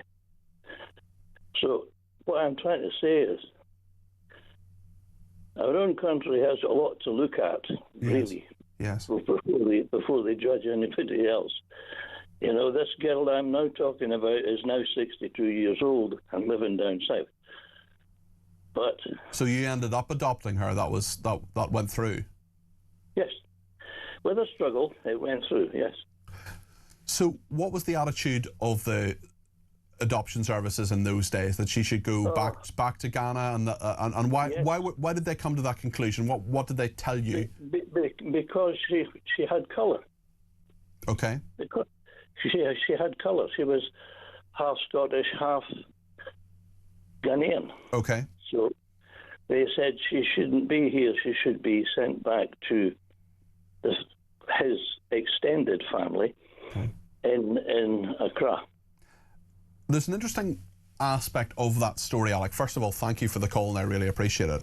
There's an interesting aspect, and I want to ask you about this, Alec, because I wonder whether, we're talking about the BBC, and we're talking about judgment, and we're talking about morality here, and you're saying there are problems in this country too, and I totally get that, and you're absolutely correct to say that.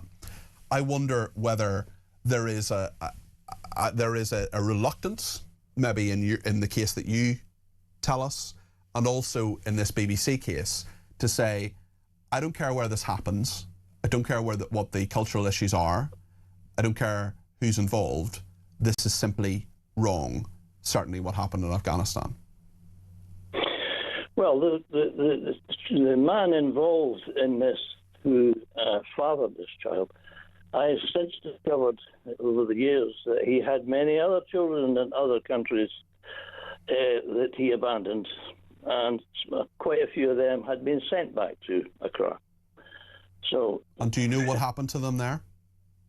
There was one in London, there was one in New York, there was a son and several daughters in Accra. We had been in touch with an aunt, I believe it was an aunt of his, who appeared to be looking after them over in that country. So what I'm trying to say is, we really need to look at ourselves a little bit closer, I think, before we judge a totally different way of life, a totally different way of... It is a totally different way of life, Alec, but I think we can agree that it's wrong that happens, and I think it's fine to say that. But it's very easy to sit on a high altar and make the judgment from a nice civilised... Well, we hope to be seen as a nice civilised... Do you not think we should? Do you not think we should simply say this is wrong? I don't think we're sitting on a high horse. I think we're just talking about straightforward morality here, and it's fine to say this other culture is wrong. Yeah, but we weren't back in the 60s. We were not very far from that same or very similar culture. That's what I'm saying. It's a very, very interesting point. Alec, great call. Really interesting to talk to you, and thank you for that. And you did the right thing back then, and thank you for telling us the story. Very, very interesting. Very interesting. And indeed, there are lots of people getting in touch about it, including this person says it's horrendous that the two Afghan children are being sold because their father can't feed them. Neither he nor the children look malnourished. He's just making an excuse. The BBC should have been more objective and maybe looked at what charities are doing locally. I won't leave my name as I work for the BBC, this person says. So lots to discuss in all of that. We're going to talk more about this as time goes on. I know there are other callers who want to get in on it, but we're going to talk in just a second as well about the high streets, about the crime that is going on there and what they're covering up. Stay with us here on Talk.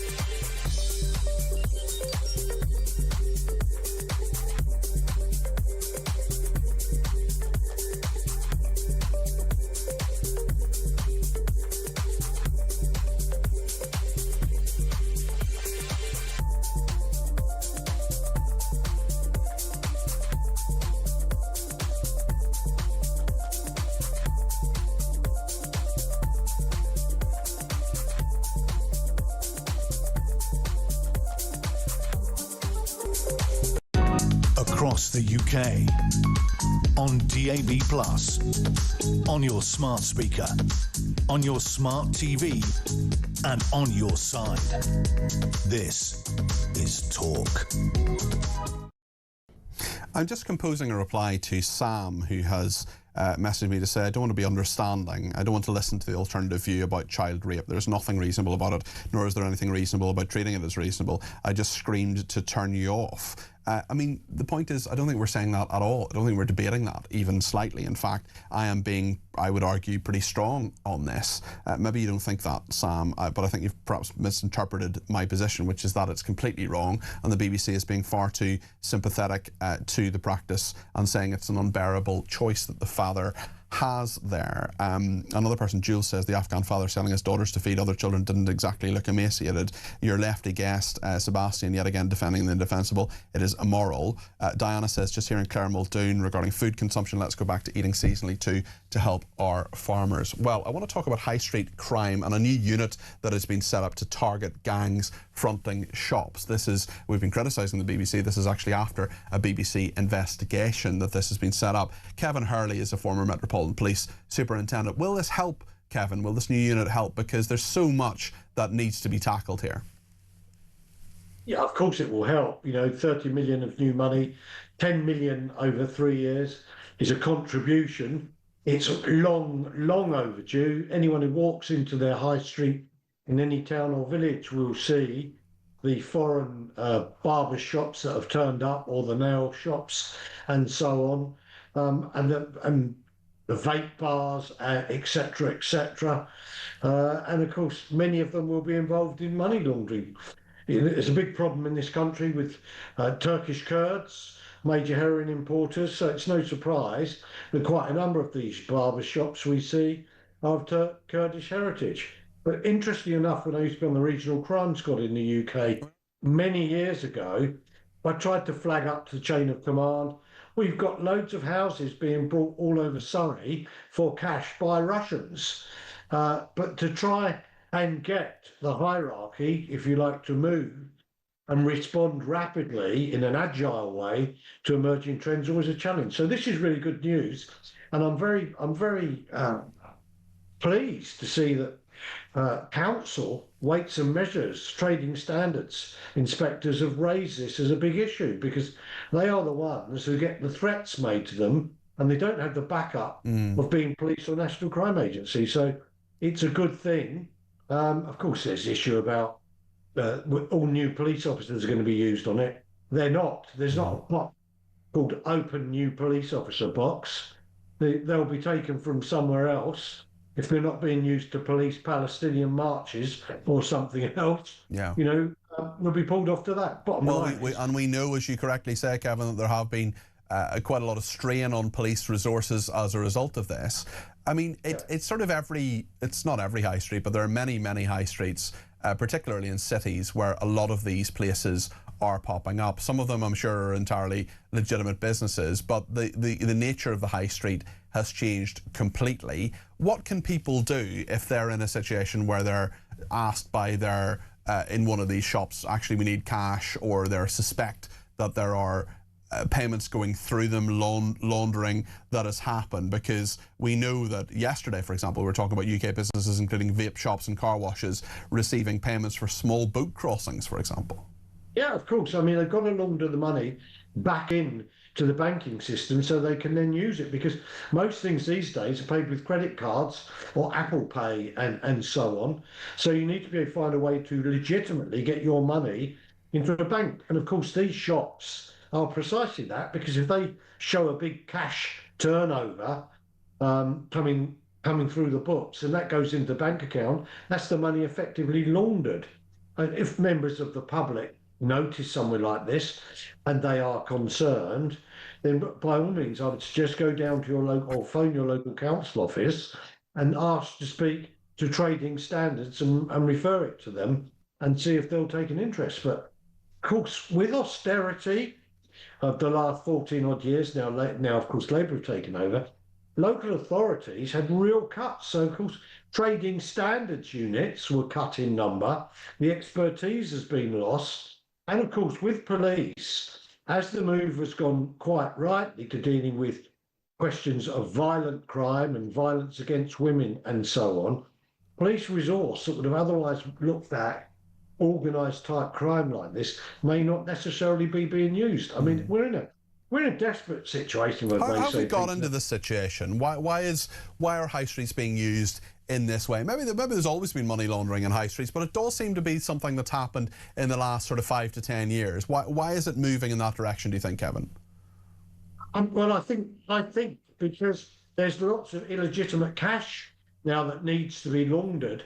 In the past, if you had illegitimate cash, you could go out and buy a car with it, you could spend it, and so on. But now you've got a situation where most things are done through bank transfers, and of course you've got this situation where any payment over 5,000 in cash to a bank automatically creates a money laundering check. It's difficult for people to spend the money. You know, you can't, for example, if you want to go on a really nice holiday and you're a villain, and the holiday's £4,000 or £5,000, you can't physically pay cash for it now.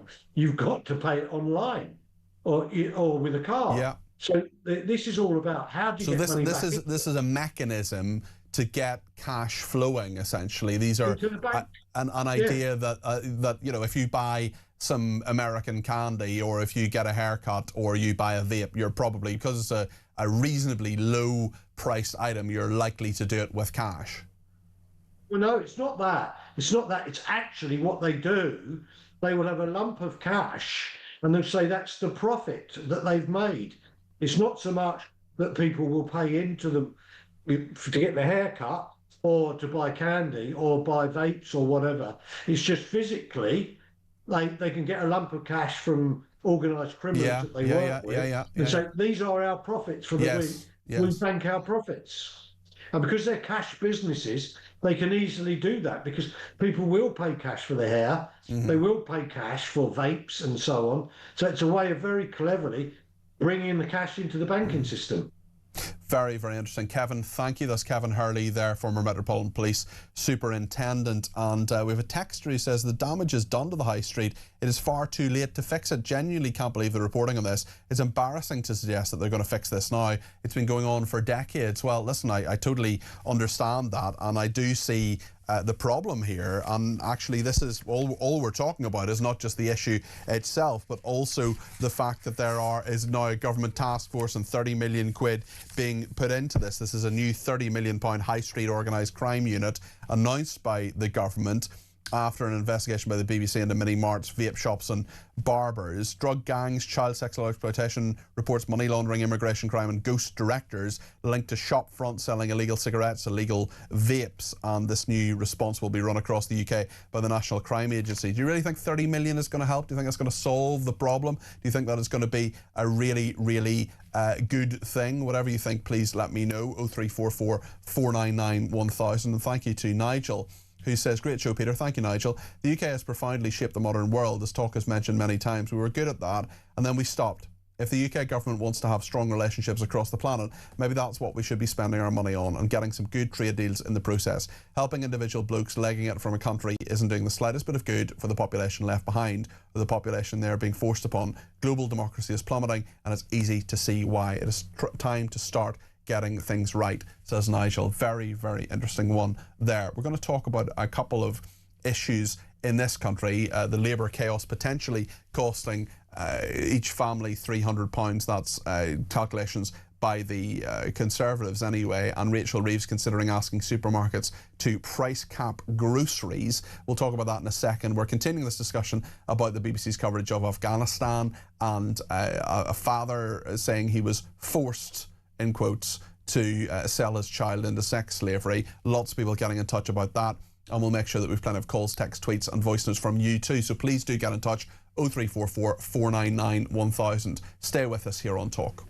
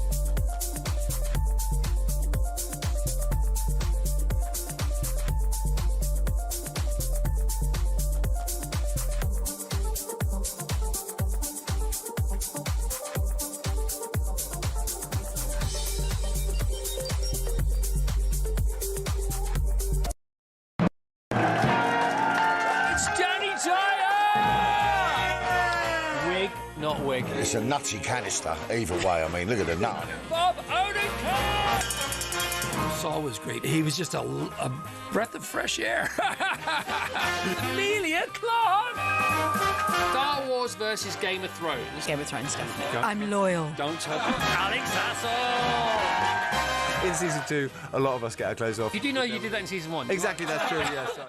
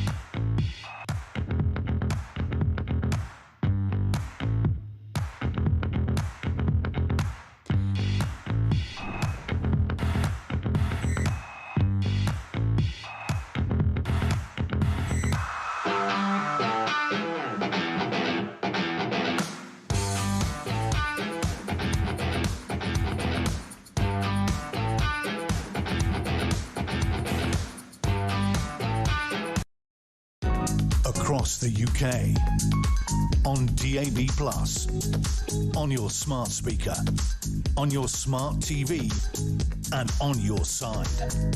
This is Talk. Thank you to Grant, who says, why doesn't the man in Afghanistan sell his wife instead of the 2 daughters? Why doesn't he sell himself, as he has no income? That surely would be his first thought. Women and girls mean little in Afghan culture. Not all cultures are equal. Ernie says, hi Peter, the reason vape shops, nail bars and hairdressers are now in abundance is because the organised crime gangs are the only ones who can afford the business rates, rent and council tax. It's a very interesting issue, and thank you for your message, Ernie. Keep your thoughts coming in 0344 499 1000. I want to talk to James Sunderland now, the former Conservative MP who was a colonel in the army. He knows a lot about a lot of things and is a very common sense focused person. James, you're very welcome to the programme this evening. How are you doing? Good evening, Peter. Very well, thank you. I want to start actually with this curious story from the Telegraph, just broken in the last kind of half an hour or so, about retailers describing the Chancellor's proposals to get them to to cap grocery prices as a desperate attempt to tackle rising costs. This is the Chancellor urging supermarkets to cap food prices in an attempt to limit inflation unleashed by the Iran war. She's asked grocers to cap how much they charge shoppers for staple items such as bread, eggs, milk, etc. in return for relaxing some red tape. Some across the retail sector have called it desperate and a return to the failed policies of the 1970s. One supermarket source told the Telegraph that Downing Street had completely lost sight of the market as a force for better. What do you make of this, James? Well, it's really nonsense. If you think back to the early stages of the Iran war, I can recall Rachel Reeves meeting with fuel retailers to ask them to cut fuel prices. Of course, they completely did the opposite. They put fuel prices up, and the racketeering that we saw meant that diesel was $1.90 or $1.95 a litre, and very expensive too for petrol. So I suspect they'll ignore it. Supermarkets are in the business of appeasing shareholders. They're in the business of making profits. So I suspect that this is yet another failed attempt by Labour, despite all of their promises, to keep prices low. Also, when they're saying they'll slash red tape, I mean, they should be slashing that anyway, James. That shouldn't be a carrot, should it? 100%. I mean, I think that you talk to any businessman today or businesswoman, they'll tell you that part of the problem is the red tape. The Employment Rights Act, which I think is now about to be in law or already in law, is stifling business, is putting costs up. The wages now and the minimum wage and the national insurance deductions have all gone up. So the bottom line is business in the UK right now under a Labour government is under serious pressure. I'm sure you understand as a former MP how important late payments are to when it comes to small businesses. It's interesting, the government says it's having a crackdown on late payments. They're going to have a late payment regime, the toughest in the G7, new powers for a small business commissioner to investigate, adjudicate disputes, and a new 60-day cap on payment terms for large firms. Is it something that came up with you when you were an MP? Because I know there are so many places in Bracknell and elsewhere, right across the country actually, that there are people who have small businesses, whether they're a plasterer, a plumber, an electrician, a hairdresser, whatever it is, and if their suppliers and their customers are not paying them on time, this is a huge issue, isn't it, James? Yes, whatever you think of the Conservatives, one thing is absolutely clear, is that it's easier to do business under a Conservative government than it is under a Labour government. If you look at the news every single day of the week with the number of shops that are closing, pubs that are closing, businesses that are closing, some very long-standing businesses are having to lay off staff, unemployment is rising. We saw it reach 5% today. It's going to get worse as well. So the bottom line is Labour does not understand business. What Labour has to be doing is to incentivise business, to make the wealth, to generate the tax take for the Treasury that we then need to use public services. So I'm afraid Labour talks about public services and generating income for that. The point is that public services will suffer because of Labour's economic position. Speaking of Labour, we're in this interesting time now with Andy Burnham perhaps becoming a new MP. Maybe Reform UK will beat them. The Conservatives, Restore Britain and various other parties, including the Greens, are going to join there as well. I just wonder from your perspective how you see this chaos. I mean, the Conservatives certainly had quite a lot of chaos when it came to their leadership, but here's Labour doing similar things. Well, I think Labour had two massive fears going into the last election. I think firstly, if they took the reins of power, they were terrified about getting involved in Iran. That's Blair's legacy, clearly, with the Gulf War. And the other one, of course, is the fact they looked at the Conservatives over the last Parliament with 3 Prime Ministers, determined not to do the same thing. But of course, Labour are falling into that same trap now. It is chaotic at the moment. The government is failing in every single department. And I think what's happening in Makerfield right now is a microcosm of what's happening across the country. But do you think Andy Burnham will win it, James, or do you think that Reform UK will win it? It's a tough one to call. If you're asking me personally for my instinct, I think Burnham will win it. And the reason for that is because what's going to happen in Makerfield is that the right will be split. By running a Reform candidate, a Conservative candidate and a Restore candidate, what will happen to Reform is exactly what happened at the last election. Reform splitting the vote, the right vote being split. Andy Burnham's very popular locally. I suspect that the Labour machine will get behind him. I think also that the neutrals out there will get some sort of satisfaction from seeing Andy Burnham take on Keir Starmer. So my instinct here is that Burnham will probably just nick it, but I could be proved wrong. Very, very interesting points there. We talked previously, James, about the scandal in Bracknell in regard to this councillor, the mayor actually, who had, and her son, and the court case around that and the scandal that had been there, the crowdfunder that was there for their legal fees when this person is now been convicted, the man, of raping a child. I just wonder, is there any update on that? Has there been any further fallout about that? We've spoken about that on air before, James. Well, there was a big furore on social media after the convictions. I have publicly asked Bracknell Labour to make a statement on the cover-up, to explain their decisions that were absolutely appalling right from the beginning. I also think it's incumbent upon Bracknell Forest Council to launch an investigation, possibly a public inquiry, but nothing's happened. And my instinct here is that Labour will just want the whole thing to go away. They're not going to come clean. They're not going to make a statement. They're not going to be drawn. They're going to show no contrition, no accountability, no responsibility at all. And I would ask the people of Bracknell to keep it alive and to make sure that they get the answers they deserve.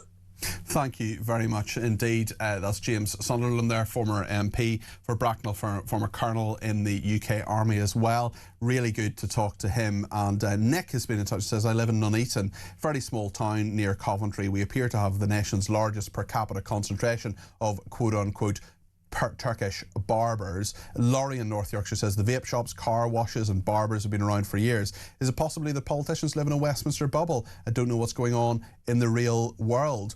We also have an interesting one from Darrell in Lincoln. He says, I met a woman in Marrakesh 3 years ago. When she was 15, her mother died and her father basically farmed her out as a prostitute to help finance support for the family. I met her when she was in her early 30s. She worked in a restaurant, lived in the storeroom at the back with her old father, who is now very ill. I helped them get a better place to live and tried to sponsor her for a visa to come to the UK, but the Home Office said no. I continue to visit and help her out while I can. It does seem to be a common theme in a lot of countries where people live in poverty that we cannot imagine in the UK, Darrell. And interestingly, back in touch has been Sam, who said he turned off the radio because he didn't want to hear the discussion. He says it's not a discussion that needs to be explored. He says any attempt to do so is an attempt at reasoning, at fixing, at excusing the problem, to take away for personal responsibility from the sick perpetrators to render them not accountable morally. That is not at all, Sam, what I am doing. Actually, we're discussing the BBC and whether they should have, I mean, the answer is no from my perspective, should have treated that father with any sympathy whatsoever, and why it is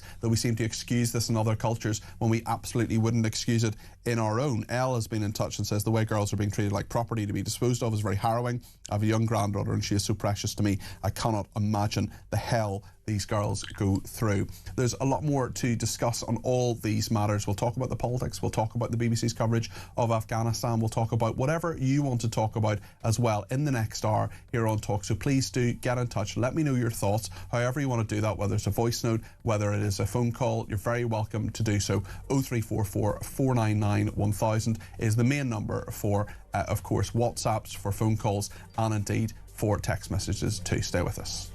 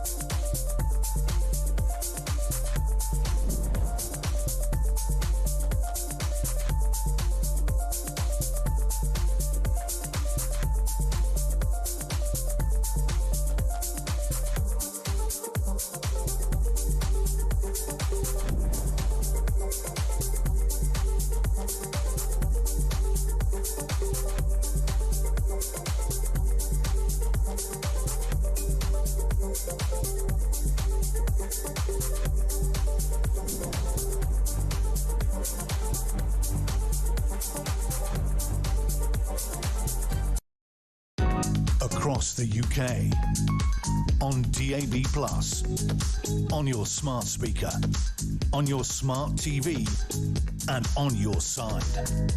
This is Talk.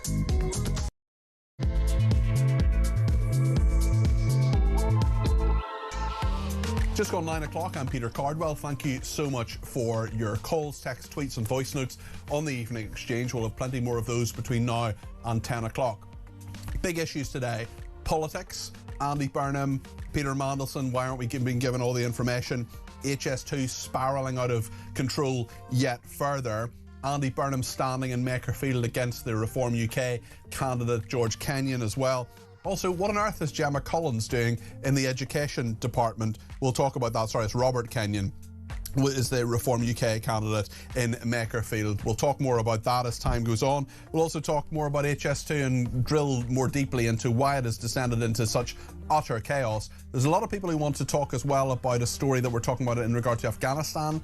This is a clip from the BBC and a story they're doing, quite big coverage actually, of people selling their children into sex slavery. Totally wrong, completely inexcusable, but they're doing it, they're reporting this in a pretty sympathetic way, which I think is totally wrong. Lots more to discuss, and also in about 20 minutes time, when the football finishes, we will know that Arsenal, whether they've won the Premier League or not, and we will let you know the answer to that. I suspect there are some people perhaps watching that match and not watching us, but if you are wise and intelligent, great people who are watching or listening to us, I am delighted and I want to hear from you this evening. 0344 499 1000 is the number to call. You can text me at 7222 with the word talk in your text. You can tweet me at talkTV, follow me at Peter Cardwell. You can send me a WhatsApp voice note or a WhatsApp text message, or give me a ring, all on the main number 0344 499 1000. So much to discuss between now and 10 o'clock. Stay with me here on Talk.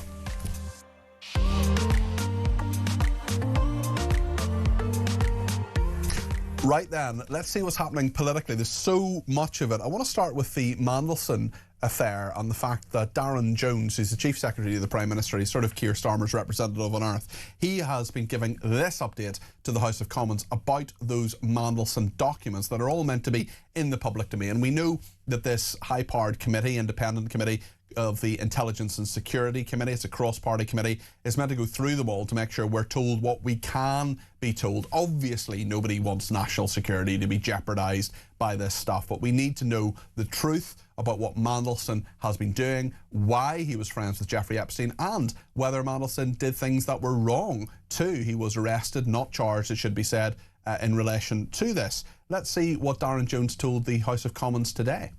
Given the House is due to rise on Thursday, Mr. Speaker, and given the length of the publication, the second tranche will now be published after Whitsun recess to give the House sufficient time to review the material and to be able to ask me and the government questions, Mr. Speaker. It could have been published this Thursday, Mr. Speaker, but I felt that the House would deem that to be inappropriate given it will be such a significant publication. That is Darren Jones, the Chief Secretary to the Prime Minister. Let's speak to Kevin Schofield. He's the political editor of HuffPost UK. Great to have you on the programme, Kevin. What do you make of this? What, are we being given the full story here? Is this delay something that you're concerned about as someone, as a journalist like myself, completely committed to openness and transparency? Yeah, well, I would rather that these documents, Peter, were released as soon as possible. I mean, and in full. And as transparently as possible. Now, I know from speaking to members of the Intelligence and Security Committee, they are deeply concerned about the information that they've been given, the timeliness of the documents that have been passed to them, and also whether the government is adhering to the humble address request from Parliament that all these documents be provided. Now, their job initially, anyway, was to look at it to redact any information which may relate to international relations and national security. But there's a concern that the government is now redacting on the basis of other issues apart from those two. So it's a little bit murky. You could hear there in the clip how MPs weren't happy that they're going to have to wait now until after recess. I think it's going to be into June before we see these documents, and by all accounts it's a huge trove of documents relating to Peter Mandelson's appointment as US Ambassador, and I think it has the potential to be very embarrassing indeed for Keir Starmer. Yes, certainly. I would imagine there'll be a few questions about that or related matters at Prime Minister's Questions tomorrow. Just a reminder, I'm on with Julie Hartley-Brewer every Wednesday that Prime Minister Questions is on. I'll be in the studio at 12 o'clock tomorrow to go through that with Julia and talk about Prime Minister's Questions. That's a regular thing we do when Prime Minister's Questions is on. also another headache for the Prime Minister and indeed the government in general is HS2, which we'll talk about in a second. But I just wonder, before we do so, Kevin, whether you think Starmer's judgment on Mandelson, does this put towards his incompetence, especially when you look at the legacy? He may well go in the next few months. What is his legacy going to be? Is it going to be Mandelson and breakfast clubs? Well, more Mandelson than breakfast clubs. Yeah. I think people will remember that. They'll remember winter fuel payments. They'll remember Freebiegate. They'll remember his bad judgment, I think. And I think Peter Mandelson is the one issue, the main issue that really exemplifies that lack of judgment. He was aware, we know that he was aware of Mandelson's links to Jeffrey Epstein before he gave him the job. He didn't have face-to-face talks, apparently, with Peter Mandelson, and still gave him the biggest job in the diplomatic service. So yeah, his judgment there, and he can apologise all he likes about it, I think, but it doesn't erase the fact that he made a horrendous mistake bringing Peter Mandelson back into the government orbit, giving him such access. And it all blew up in his face, obviously, after just 6 months, and he's been living with the consequences politically ever since. And as I say, once this second tranche of documents comes out, assuming he's still Prime Minister at the time, then I think it'll be deeply uncomfortable for him. No, that's spot on, Kevin. And Peter's been in touch on WhatsApp and says, "Evening PC, I wonder if any of the Scandalson documents will get stolen like the phone. Also, putting him in the post of ambassador in the first place was a security risk. I bet Starmer gets away with it." Zarina's been in touch and says, "It seems to me that HS2 is yet another poisoned chalice. As a country, we're not making much progress. Who are these people in charge and making poor choices? It's criminal." Well, on HS2, Heidi Alexander, who's the Transport Secretary, she tried to blame the Tories for this, seemingly unaware that Labour has been the government for nearly 2 years. This is what the Transport Secretary told the House of Commons earlier today. HS2 Limited have now used the same experts and methods behind the successful Crossrail reset. They have priced future work against what we've learned so far, and their homework has been checked by an independent panel of experts. But, Madam Deputy Speaker, if this seems like an obscene increase in time and costs, it is because it is. And if it seems like I'm angry, it is because I am.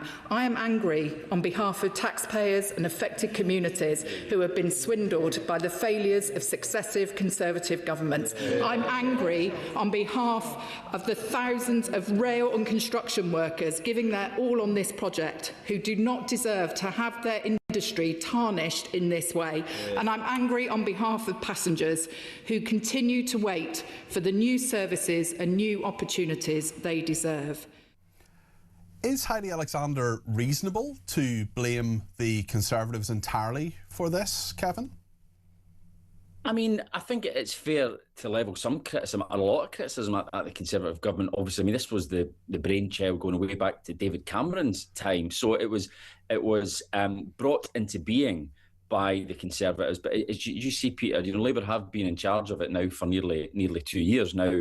And it looks as though the problems that it was experiencing before are getting worse. I mean, probably the most astonishing fact about this whole farce is that even if we assume that the figures we were given today are correct and accurate, it will cost more to lay HS2 than it cost to send the 4 astronauts on the Artemis 2 mission to the moon. That's crazy.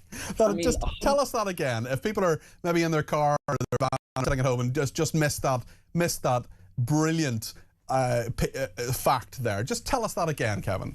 So we're told today that it will cost more than £100 billion for HS2 now, which is obviously massively more than initially thought.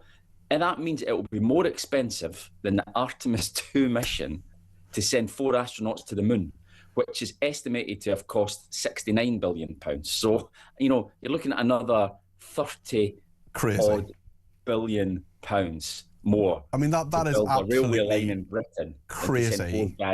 Four astronauts rather, to the moon. You can get to the dark side of the moon, but not Birmingham 10 minutes quicker. Absolutely mad. I want to talk a little bit about the Makerfield by-election. We know 2 candidates at least already. The Restore Britain candidate has been announced already, I should say. I don't think the Greens have their candidate out just yet, and the Conservatives are going to announce their candidate tomorrow. But Robert Kenyon is going to be the Reform UK candidate. We'll look at his promotional material in a second, but let's look at Andy Burnham and what he's been putting into the public domain today. It was growing up in and around these streets that I saw what Thatcher's government did to places like this, the deindustrialisation, the draining away of economic, social and political power. It left places like Makerfield behind, and Britain has been on that path for the last 40 years.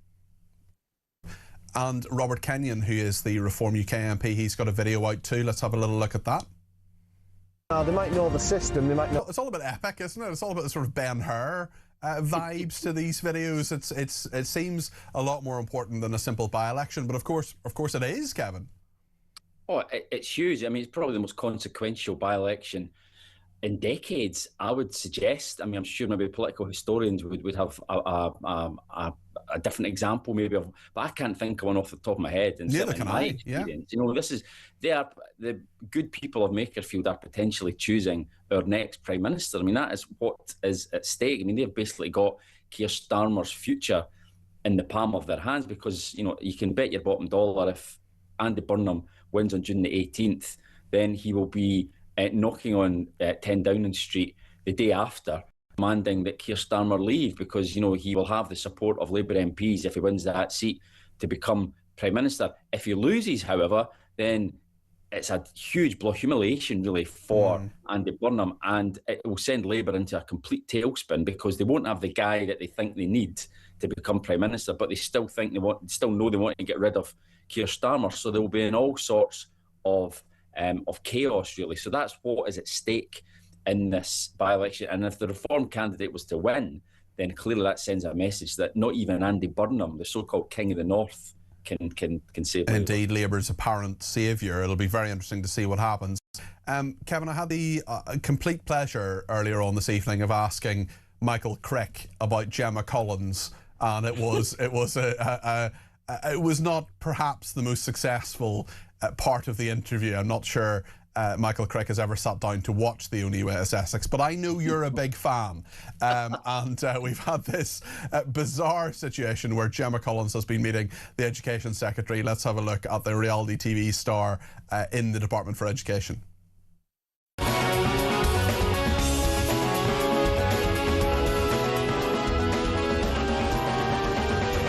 Right, what are we doing to help the children? Come in, let's have a chat. What's going on, Kevin? That's a very good question. I wish I knew. I mean, yeah, I know that the government have been trying to up their social media game. So I think this is just an example of that.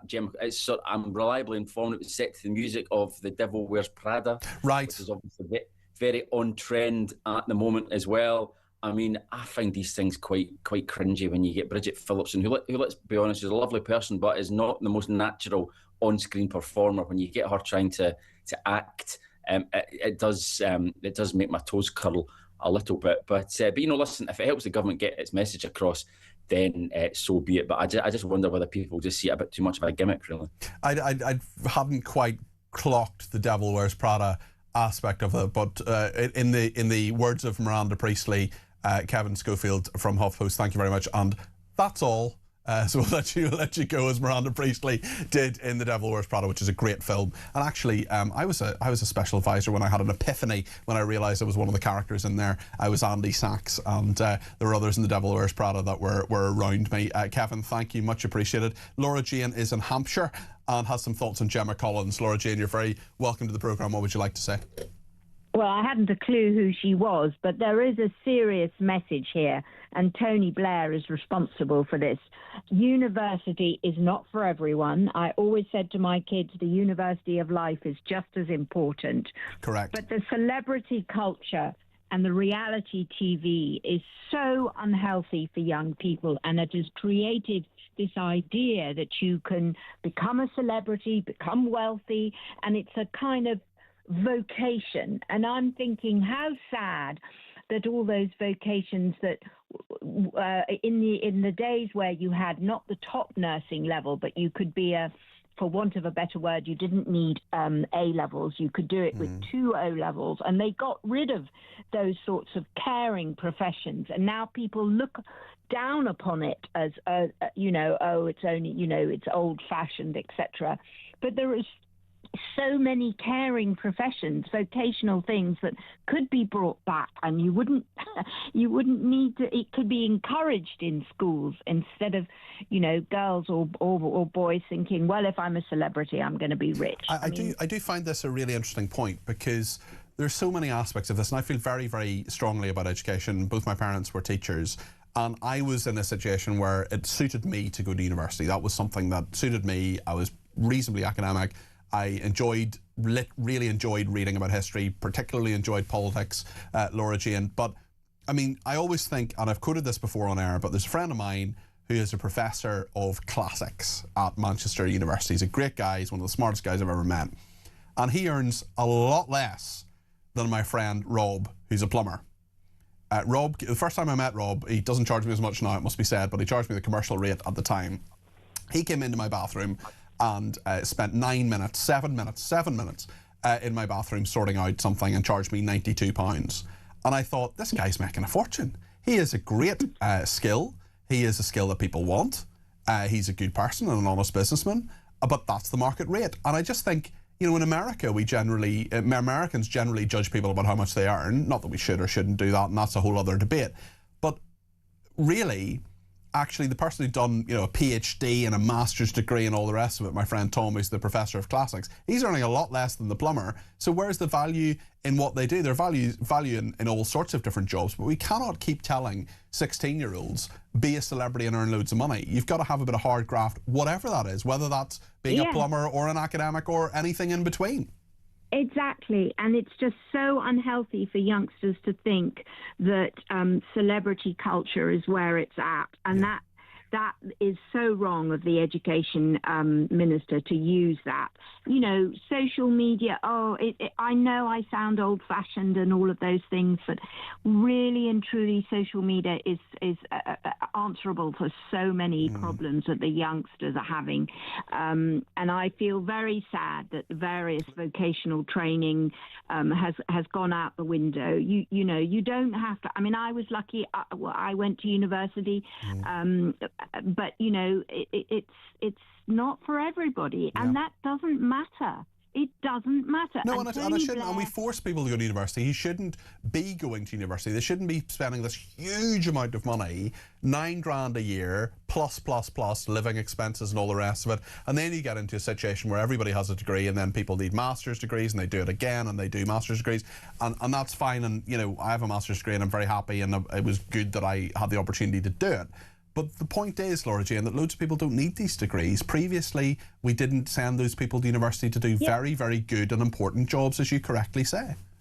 It's Tony Blair's fault. I blame everything on Tony Blair. I blame everything on Tony Blair and George Osborne. Basically, every problem in our society can be brought back to both Tony Blair and George Osborne. Laura Jane, thank you very much. I appreciate your thoughts on all of that. We'll go to a break now, but we're waiting to hear about Arsenal.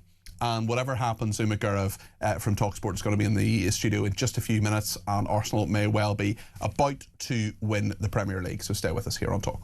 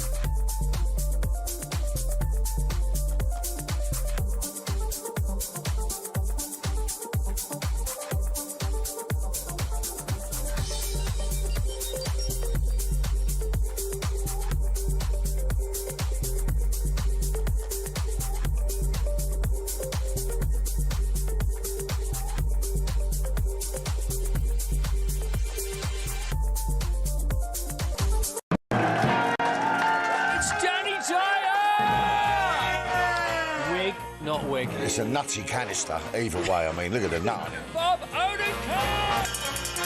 Saul was great. He was just a breath of fresh air. Amelia Clark! Star Wars versus Game of Thrones. Game of Thrones, definitely. I'm loyal. Don't tell Alex Hassel! In season 2, a lot of us get our clothes off. You do know you did that in season 1. Exactly, that's true, yes.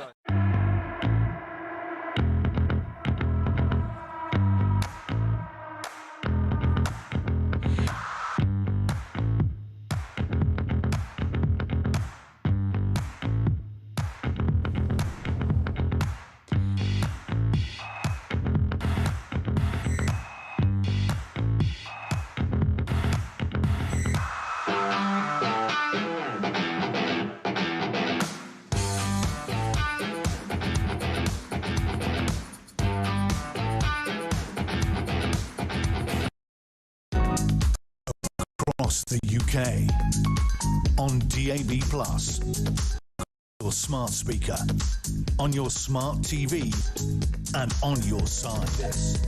This is Talk. Manchester City have just scored in their match against Bournemouth. It is 1-1 in that match. We're in the dying seconds of the Manchester City match. No, have we just... Sorry? Arsenal have won the league. Arsenal won the league. Okay, and we can see some Arsenal fans. It's the first time in 20 years that has happened. We can see, in 22 years, you can see on your screen right now from North London, we have a live shot of Arsenal fans who have been watching the Man City match. And Man City have drawn with Bournemouth. There was a nail-biting goal in the last few minutes, but that match has ended. It is a 1-1 draw between Manchester City and Bournemouth, and that means that for the first time in 22 years, Arsenal have won the league. I'm delighted that Uma Gura from TalkSport is with me now. Uma. Wow. Drama. What a night it's been, Peter. Chaos, chaos, chaos. Arsenal. I think I can hear Arsenal fans outside the window. I can hear them across the whole of London. You can probably hear them from Bournemouth Stadium at the Vitality Stadium, but they have done it. All this talk about whether Arsenal would bottle it, people have been laughing at them. They've made it difficult, but in the end it's Man City who have bottled it, and without kicking a ball, Arsenal have won the Premier League for the first time in 22 years. You have to go back to 2004 for the last time they did this. They've come so close so many times. Man City in the end drew 1-1 against Bournemouth. They scored in the 95th minute, yeah, literally we were seconds in the break from the when end. they did that. Yeah, exactly. And you thought there's still a twist left in this, but in the end it doesn't go down to the final day. Arsenal will lift the trophy against Crystal Palace away on the final day, but they won't care about that. Doesn't They'll matter be what happens in celebrating. that match. Yeah, exactly. I'm sure they'll want to win it, but of course. it But really doesn't does matter. this justify their patience with Mikel Arteta, the manager? Absolutely. This is what he had to deliver this season. Questions have been asked about him for many years now. Is he only capable of getting them to second? He's not won the big prize, the Premier League, with the pedigree of players they have, the quality of players they have, the amount they've spent, and he's not quite managed to get it over the line. They get so close every year, and yet it feels like they don't quite have the nerve to get it over the line. But look, he's done it now. He's up there with the greats, and he'll go down in Arsenal history as the man who's finally ended their wait for a Premier League title. Do you think this will distract them or drive them on for their upcoming European Champions League final? They could become double winners. It's possible. Yeah, and look, I'd have to say, in my opinion, now that they've won the Premier League, I think they will win the Champions League too, because it's one of those things, isn't it? It feels like a mentality thing. Once you manage to break that spell of not quite being able to get to a trophy, suddenly you feel like you're able to do anything. So it could well end up being they win the Premier League, and then couple of weeks now away, they win their first ever Champions League. And that's the thing with the Champions League, they've never won that European trophy. To add that to the collection would, I'm sure, won't be quite as big as this one, because look, you can see the scenes on the screen at the moment. It's extraordinary, and those fans have been watching a match not even involving their own team extremely closely this evening in the pub, celebrating. And of course it's heartbreak for Man City this evening as well. Pep Guardiola heading off. Of course, he's been manager for some time. It'll be a sad end for his time there. Yeah, and City of course haven't confirmed this yet, but we do expect them to confirm it within the next few days, probably after that final game now. But look, it doesn't take away, I suppose, from the legacy that he leaves behind. 10 years, 20 trophies, including that historic treble that they won a few years ago. Pep Guardiola goes down as one of, if not the best manager that the league has ever seen. But he will not be leaving, if he is leaving, with a Premier League trophy, because it is Arsenal's. It sounds crazy to say that. I can't believe it. It's all been decided. As if the night can get any better for Arsenal fans, it looks like there's still a possibility that Tottenham could be relegated from the Premier League as well, because they're currently losing to Chelsea. So, you know, cherry on the cake. We'll keep an eye on that. I mean, you sound a bit as if your love might be for Arsenal. But, do you know what? It's not even. I think it's just the excitement of the night. It feels like this is a great way for this campaign to end, because it has been fantastic. Great stuff. Well, Uma, thank you for coming in. Uma Gurov there, who is a reporter for Talk Sport.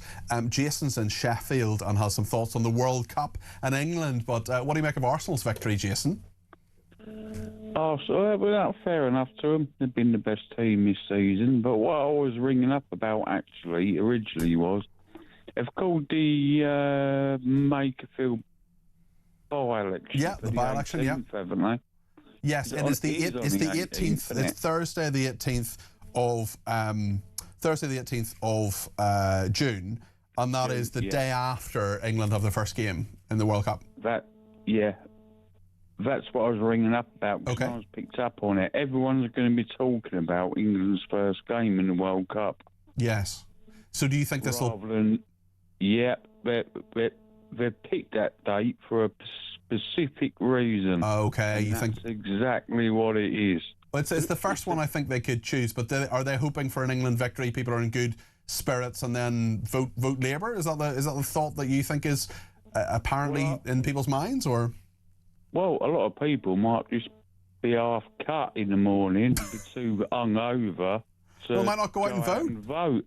It's not. I mean, is that not a little bit conspiracy theory, Jason? Well, it is, yeah, but it does happen, you know. I mean, that's the reason why we only vote on Thursdays these days.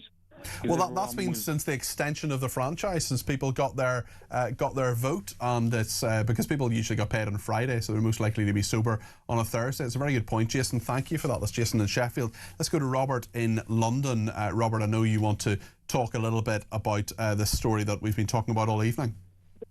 Yeah. Hi, thanks.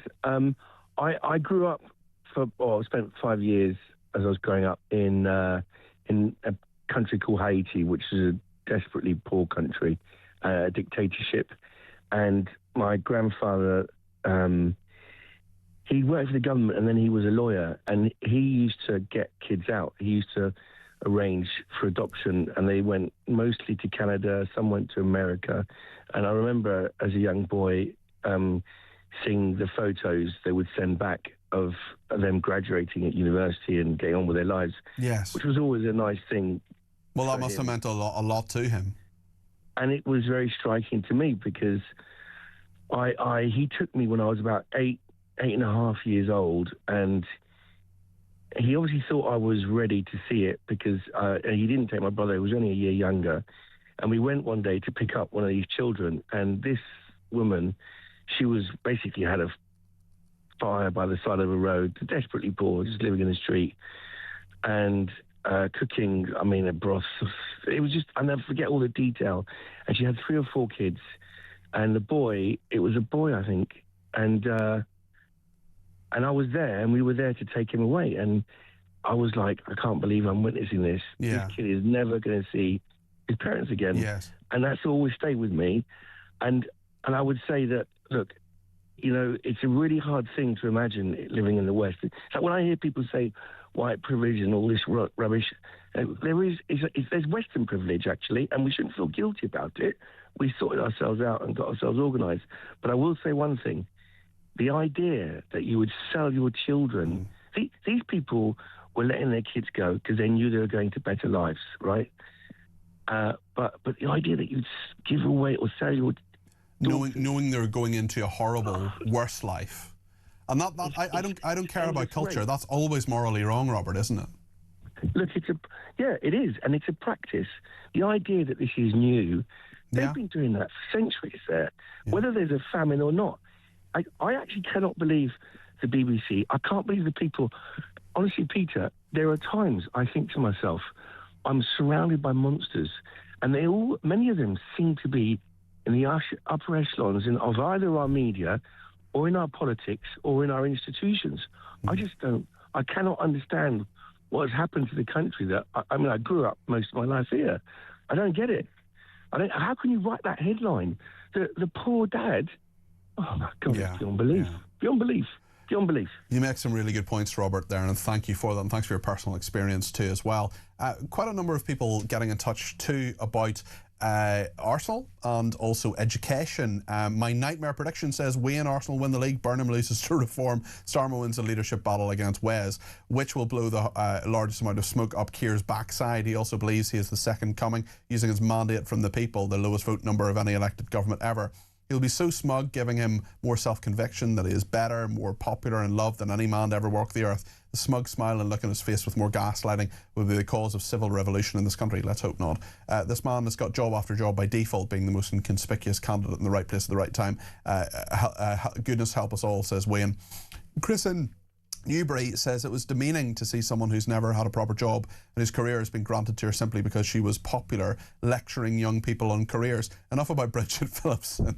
Harsh. Great to see Gemma Collins, though, a woman who's grafted in the real world to get where she is, says Chris. Anne in Archway in London says, I heard Rishi cancel the rest of HS2. Why is he continuing the whole thing? It was a money pit. It should have started from the north where it was needed. Well, there were branches of HS2 that Rishi Sunak cancelled. Certainly, there was a big controversy in Manchester, actually, when the Conservatives were up there a couple of years ago at their conference. I remember being there.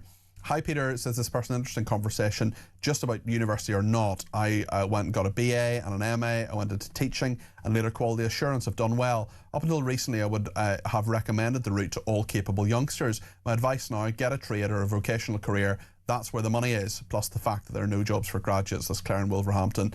And Claire says, I've had to change my working hours, now you're on in the evening. Claire, that is dedication. And that is, as the late, great Roy Castle said, dedication is what you need. And I really appreciate that. That's a wonderful, wonderful thing, actually. And speaking of dedication, actually, Carol in Liverpool has been in touch. She's a big Liverpool fan, big fan of the show, and she says, I always watch you, but if Liverpool were playing a crucial game that meant they either won the league or not, I'm sorry, but I would watch them. Well, Carol, if that is the case in the future, you have my special permission. My dispensation is there to watch Liverpool if that is the case, certainly. Lots to discuss in just a minute. We're going to talk more about HS2 and the chaos that it is with Christian Walmart. Stay with us here on Talk.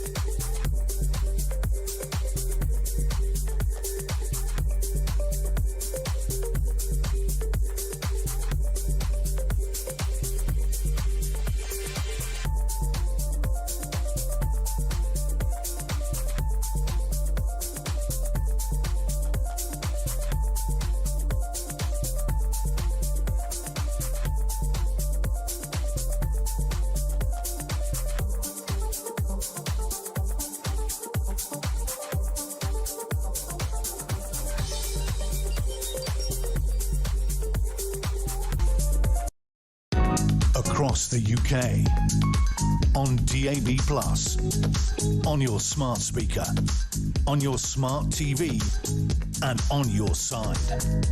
This is Talk. Let's talk a bit more, get a bit more detail on HS2. And Heidi Alexander, the Transport Secretary, was talking in the House of Commons about how it's spiralled out of control, how there's so much money that has gone into this. And as we were hearing from Kevin Scoville a little bit earlier on, it costs more money to do HS2, even the slightly smaller version of it than they were going to previously, than it does to send the Artemis crew to the dark side of the moon. Crazy. Let's hear what the Transport Secretary has been saying today. HS2 Limited have now used the same experts and methods behind the successful Crossrail reset. They have priced future work against what we've learned so far, and their homework has been checked by an independent panel of experts. But, Madam Deputy Speaker, if this seems like an obscene increase in time and costs, it is because it is. And if it seems like I'm angry, it is because I am. I am angry on behalf of taxpayers and affected communities who have been swindled by the failures of successive Conservative governments. I'm angry on behalf of the thousands of rail and construction workers giving their all on this project who do not deserve to have their industry tarnished in this way.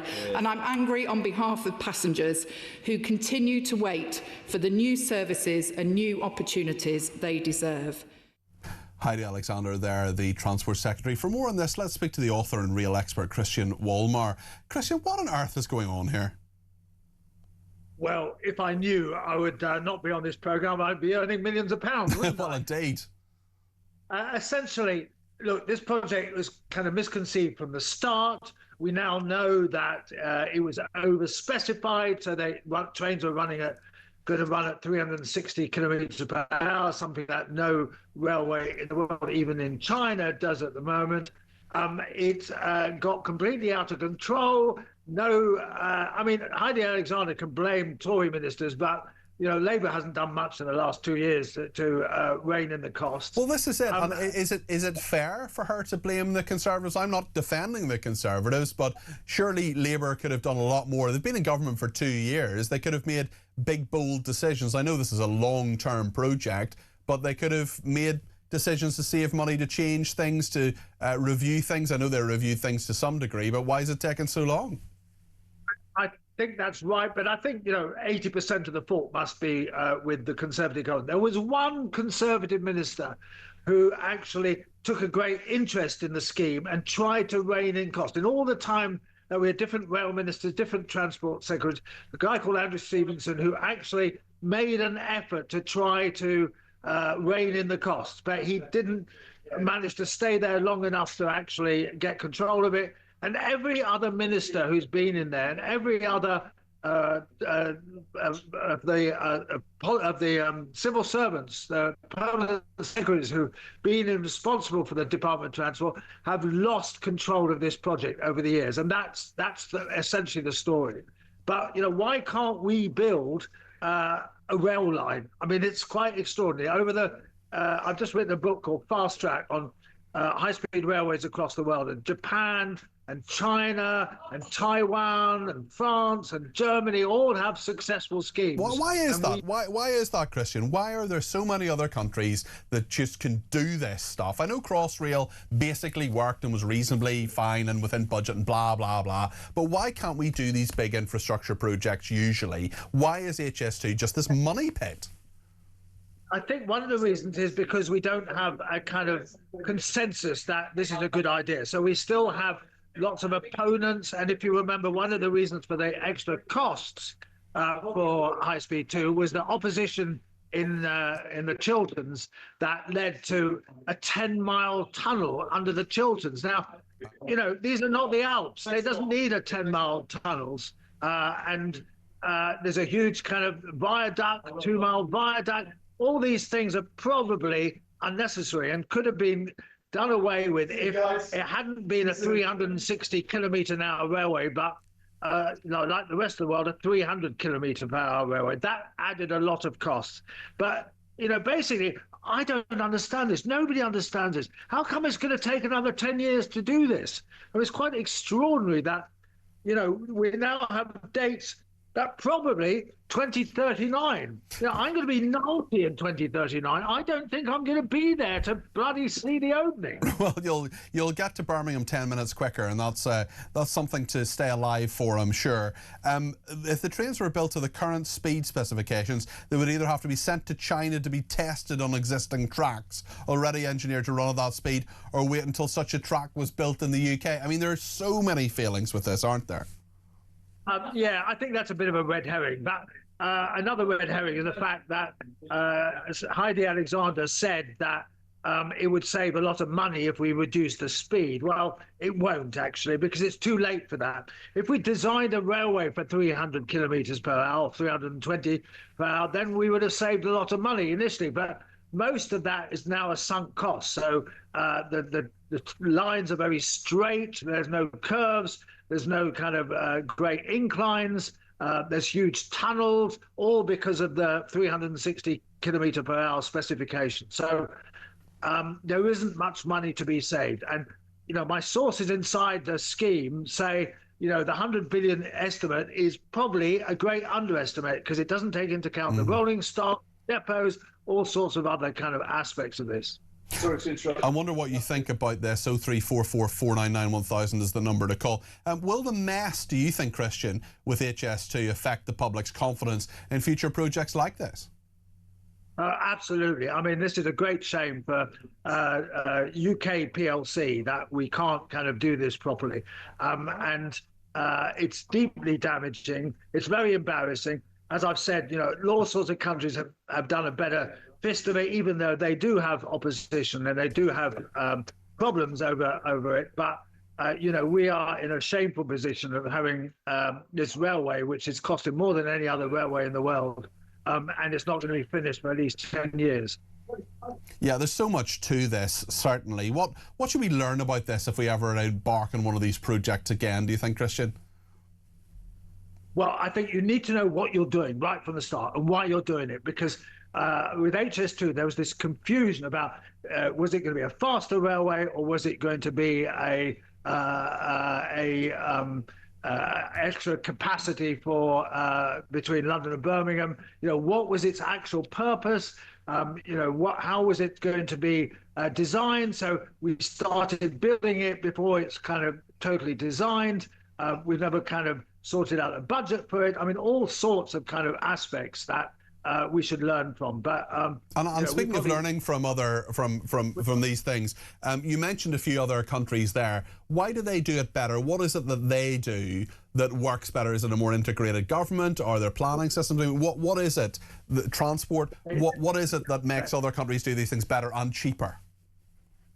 They plan it out better. They have a government that actually supports it all the way through, and you know, they end up with a cheaper and better project.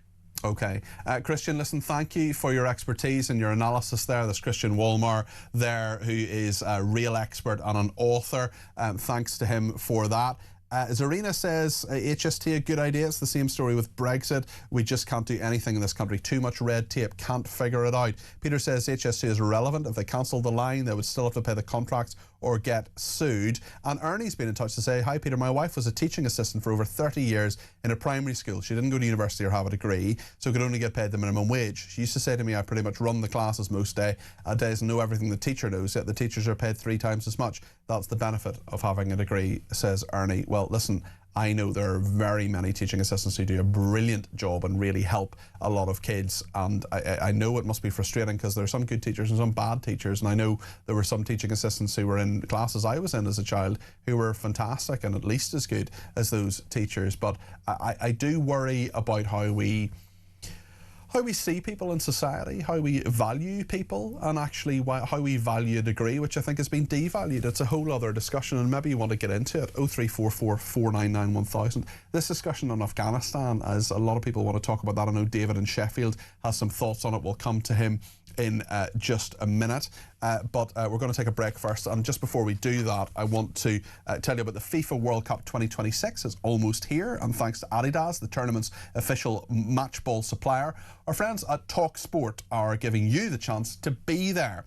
Adidas is sending you and a friend to Dallas to see England versus Croatia live on the 17th of June with return flights, accommodation, spending money, tickets, and your very own Adidas official match ball. Be at England's first game in the FIFA World Cup at one of the world's best stadiums. Ready to get that winning feeling? Well, here is how to enter. Get ready for that winning feeling.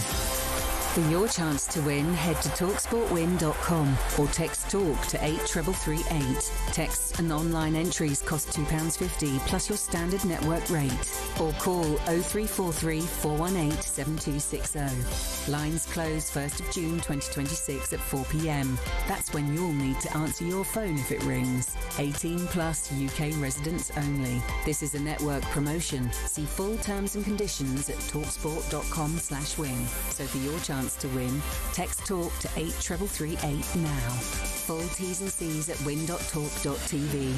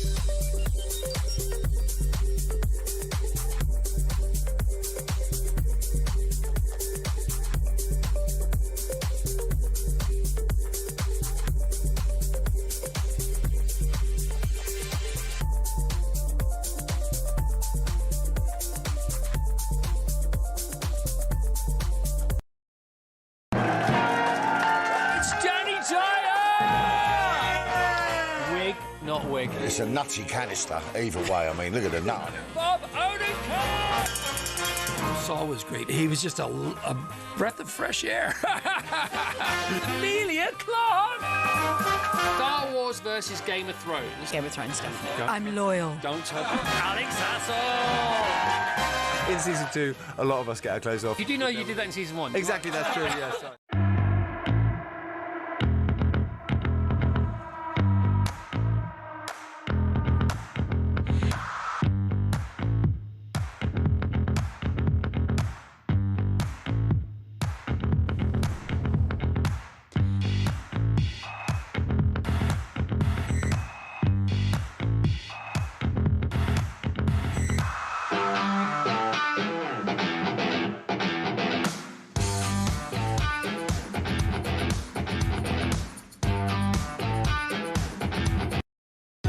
Across the UK, on DAB+, on your smart speaker, on your smart TV, and on your side. This is Talk. One story an awful lot of people have been commenting on this evening is the BBC's coverage of an Afghan father considering selling his 7-year-old daughter into slavery, and we know what that slavery would be. Let's just remind ourselves of how the BBC covered this and just listen to the words they use, being sympathetic towards the father. We've driven into the rural communities nearby. At Abdul Rashid Azimi's home, we're suddenly confronted by the devastating impact. He calls for his daughters. Rukia and Ruhila are twins. They're 7. Abdul is eager to explain why he's making unbearable choices.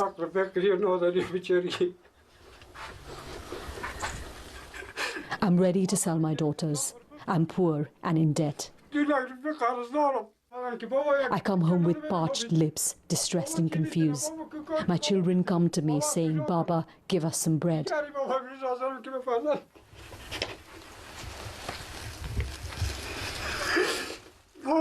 But what can I give? Where is the work so I can earn? It breaks my heart, but it's the only way to feed my other children, Abdul says. David in Sheffield has some thoughts on this. He's given me a ring on 0344 499 1000. David, you're very welcome to the programme. What would you like to say? Well, first thing I want to say, the subject matter is abhorrent. Yeah. But the way that the BBC cover things like this is appalling. And just give you an example. If a white Englishman couldn't afford to feed his family, couldn't pay his mortgage, couldn't afford the fuel bills, couldn't afford the electricity, gas, everything else like this, and was down on his knees, and he did that, would the BBC be so sympathetic at the court case? I don't think so.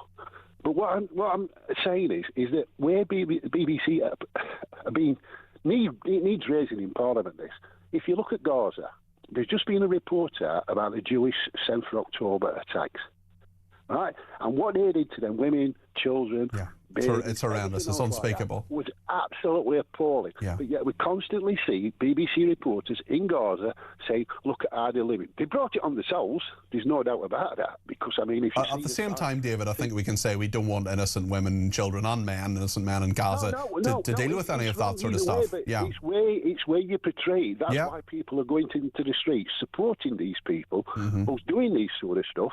But the third point is we're importing people from these countries who presumably think it's legitimate to do this. Yeah. And we don't know if it's going to happen in this country. And my fear is if it happens, would the social services, with the BBC support, say, well, we couldn't do anything because of cultural sensitivity? And this is the problem. And why is it that we simply say it's another culture, it's a cultural issue, that's what they do, and therefore we have to talk about, as that reporter said, the unbearable choices? But you see, the thing about it is there's reporting, and the BBC slammed everything. And as an example, I give that report from the Israelis over the October 7th. It's not been widely reported on BBC, but it's been widely reported what's happening in Gaza. Yeah. And I'm not saying either's right, because it's all wrong. I mean, we want. I know exactly what you mean, but it should, and we pay for it, and it's meant to be balanced and impartial, and it's meant to be what we pay for. That's why it should be raised in Parliament. Because what you're actually doing is condoning it surreptitiously. David, listen, thanks for those points. I really appreciate that. That's David in Sheffield who gave me a ring. I have a couple of voice notes on this as well. This one from Melissa. In regards to the Afghan who's selling off his children, where does the responsibility for him take place as an adult? Why doesn't he think, if he can't afford to feed his children, maybe I just won't bother having any more children? But no, sex is quite important to them. They've got the energy for that, but they haven't got the energy to go and work, feed the children. They're just going to sell them instead. Melissa, thank you for that. Let's hear another voice note. Rob in London. Good evening, Peter. Absolutely horrifying to see what's going on with those little children in Afghanistan. Absolutely made me want to cry looking at those two little girls. It's awful. If the BBC want to be, do something about this, then why didn't they offer that man some money, and why didn't they rescue those two little girls? Why didn't those journalists there reporting on it rescue those little girls and take them and bring them to this country where they could be put into a lovely family and cared for? It's horrifying, horrifying. The money the BBC's got, they could easily afford to fund something like that. I mean, the way they reported on it, like it was, like they were feeling sorry for the father, is just disgusting. It sickens me. Outrageous. Thank you. This is Robert from London. Thank you, Robert. Much appreciated. Phil says the government wanted the drama Adolescence to be shown in schools to educate children. Why don't they show footage of the unprovoked attack by Hamas on these people attending a music festival? I'm sure most of the people in these marches are ignorant of the facts, and maybe if they see what happened, the support may reduce. Well, I would suggest that every single person who's watching this programme right now watches the brilliant documentary called We Will Dance Again about the Nova Music Festival. It's a very hard watch. I did it in 2 sittings and it was extremely emotional. But if you're thinking of going on one of those pro-Palestinian marches, and I'm not saying the Palestinian people shouldn't be supported, of course they should, but if you're going to align yourself and you're going to go on a march with people who think that Hamas are good people, I would highly recommend that you watch that documentary. Ernie's been in touch as well and says if you drive to London from Cardiff on the M4, there are over 100 miles of fields on your left hand side and a couple of rivers. I'm sure you could lay a couple of high-speed tracks there in a few months. We make everything so difficult in this country. Our motto should be keep everything simple, says Ernie. Petri Hoskin, no doubt, will bring not simplicity. Let me finish my seamless link, okay? All right. Petri Hoskin will not bring simplicity. She will bring sophistication to the next 3 hours on this station. Hello, good evening. Hello, good evening. See, if you just waited. I just thought, here we go. How are you? All right? I'm all right, yeah, I'm all right, yeah. Good. What's coming up in your show? Right, we're going to be talking about unemployment figures and also looking to, at the talkback hour, I want to look to the future of jobs because the AI, everybody's being really relaxed about AI at the moment, but you've got a Standard Chartered, which is a bank, right, it's announced today that 7,000 jobs would go amongst the lower value human capital. That's how we're described now, as high value or low value human capital. This is by human beings getting rid of those workers. I mean, Microsoft is saying within 18 months, every single one of their white-collar workers will be replaced by AI. Wow. So we are looking at something catastrophic. It's not even just coming, it's here. Yeah. And nobody seems to be paying any attention to it. So I'm just wondering, are we ready for a world without work? You know, what would that look like for us? How do you feel about being